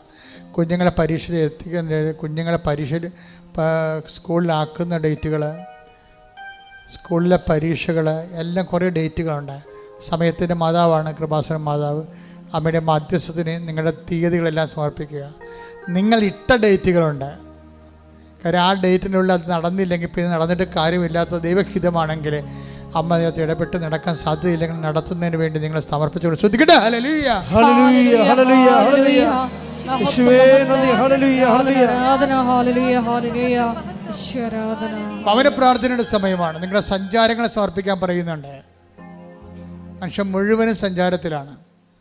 നാട്ടിൽ ജോലിക്ക് പോകുന്നവരുണ്ട്, നാട്ടിൽ വാഹനം ഉപയോഗിക്കുന്നവരുണ്ട്, വിദേശത്ത് പോകുന്നവരുണ്ട്, അവിടുന്ന് വരുന്നവരുണ്ട്, കേസിന് പോകുന്നവരുണ്ട്, അതുപോലെ തന്നെ ജോലിക്ക് പോകുന്നവരുണ്ട്, പഠിക്കാൻ പോകുന്നവരുണ്ട്, ഇന്ത്യയിൽ തന്നെ വ്യത്യസ്തങ്ങളായ സംസ്ഥാനങ്ങളിലേക്ക് പോകുന്നവരുണ്ട്, വരുന്നവരുണ്ട്. നിങ്ങളെ ബന്ധപ്പെട്ടവർ, കുടപ്പുറന്മാർ, അവരുടെ സഞ്ചാരങ്ങളെ, യാത്രകളെ സമർപ്പിച്ചുകൊണ്ട് പ്രാർത്ഥിക്കുക, മൗനമായി പ്രാർത്ഥിക്കുക. ശേഷം ആശീർവാദം.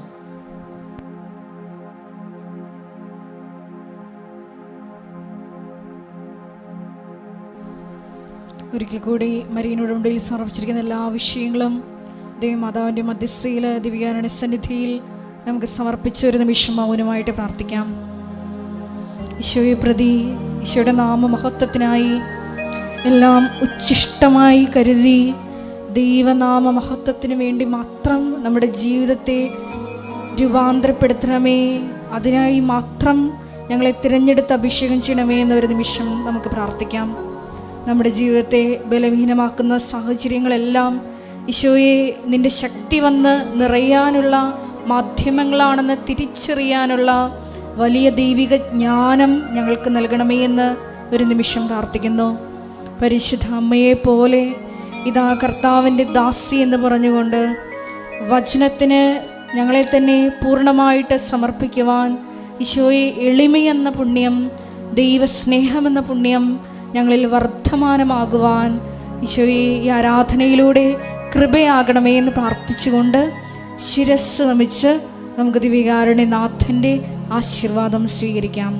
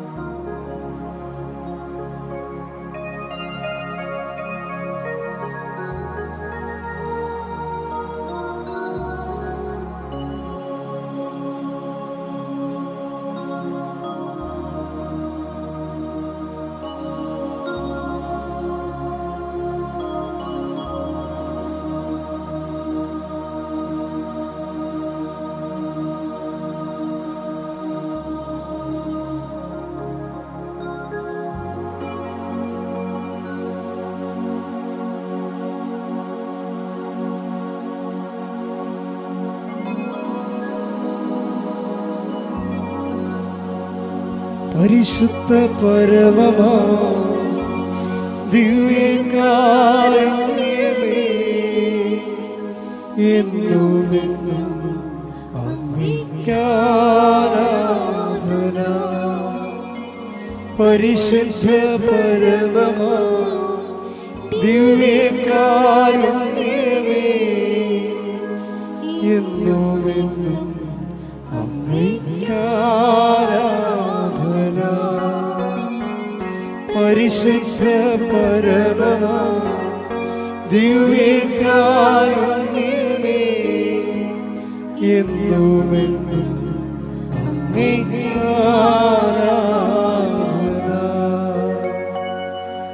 ആവേ ആവേ ആവേ മരിയ, ആവേ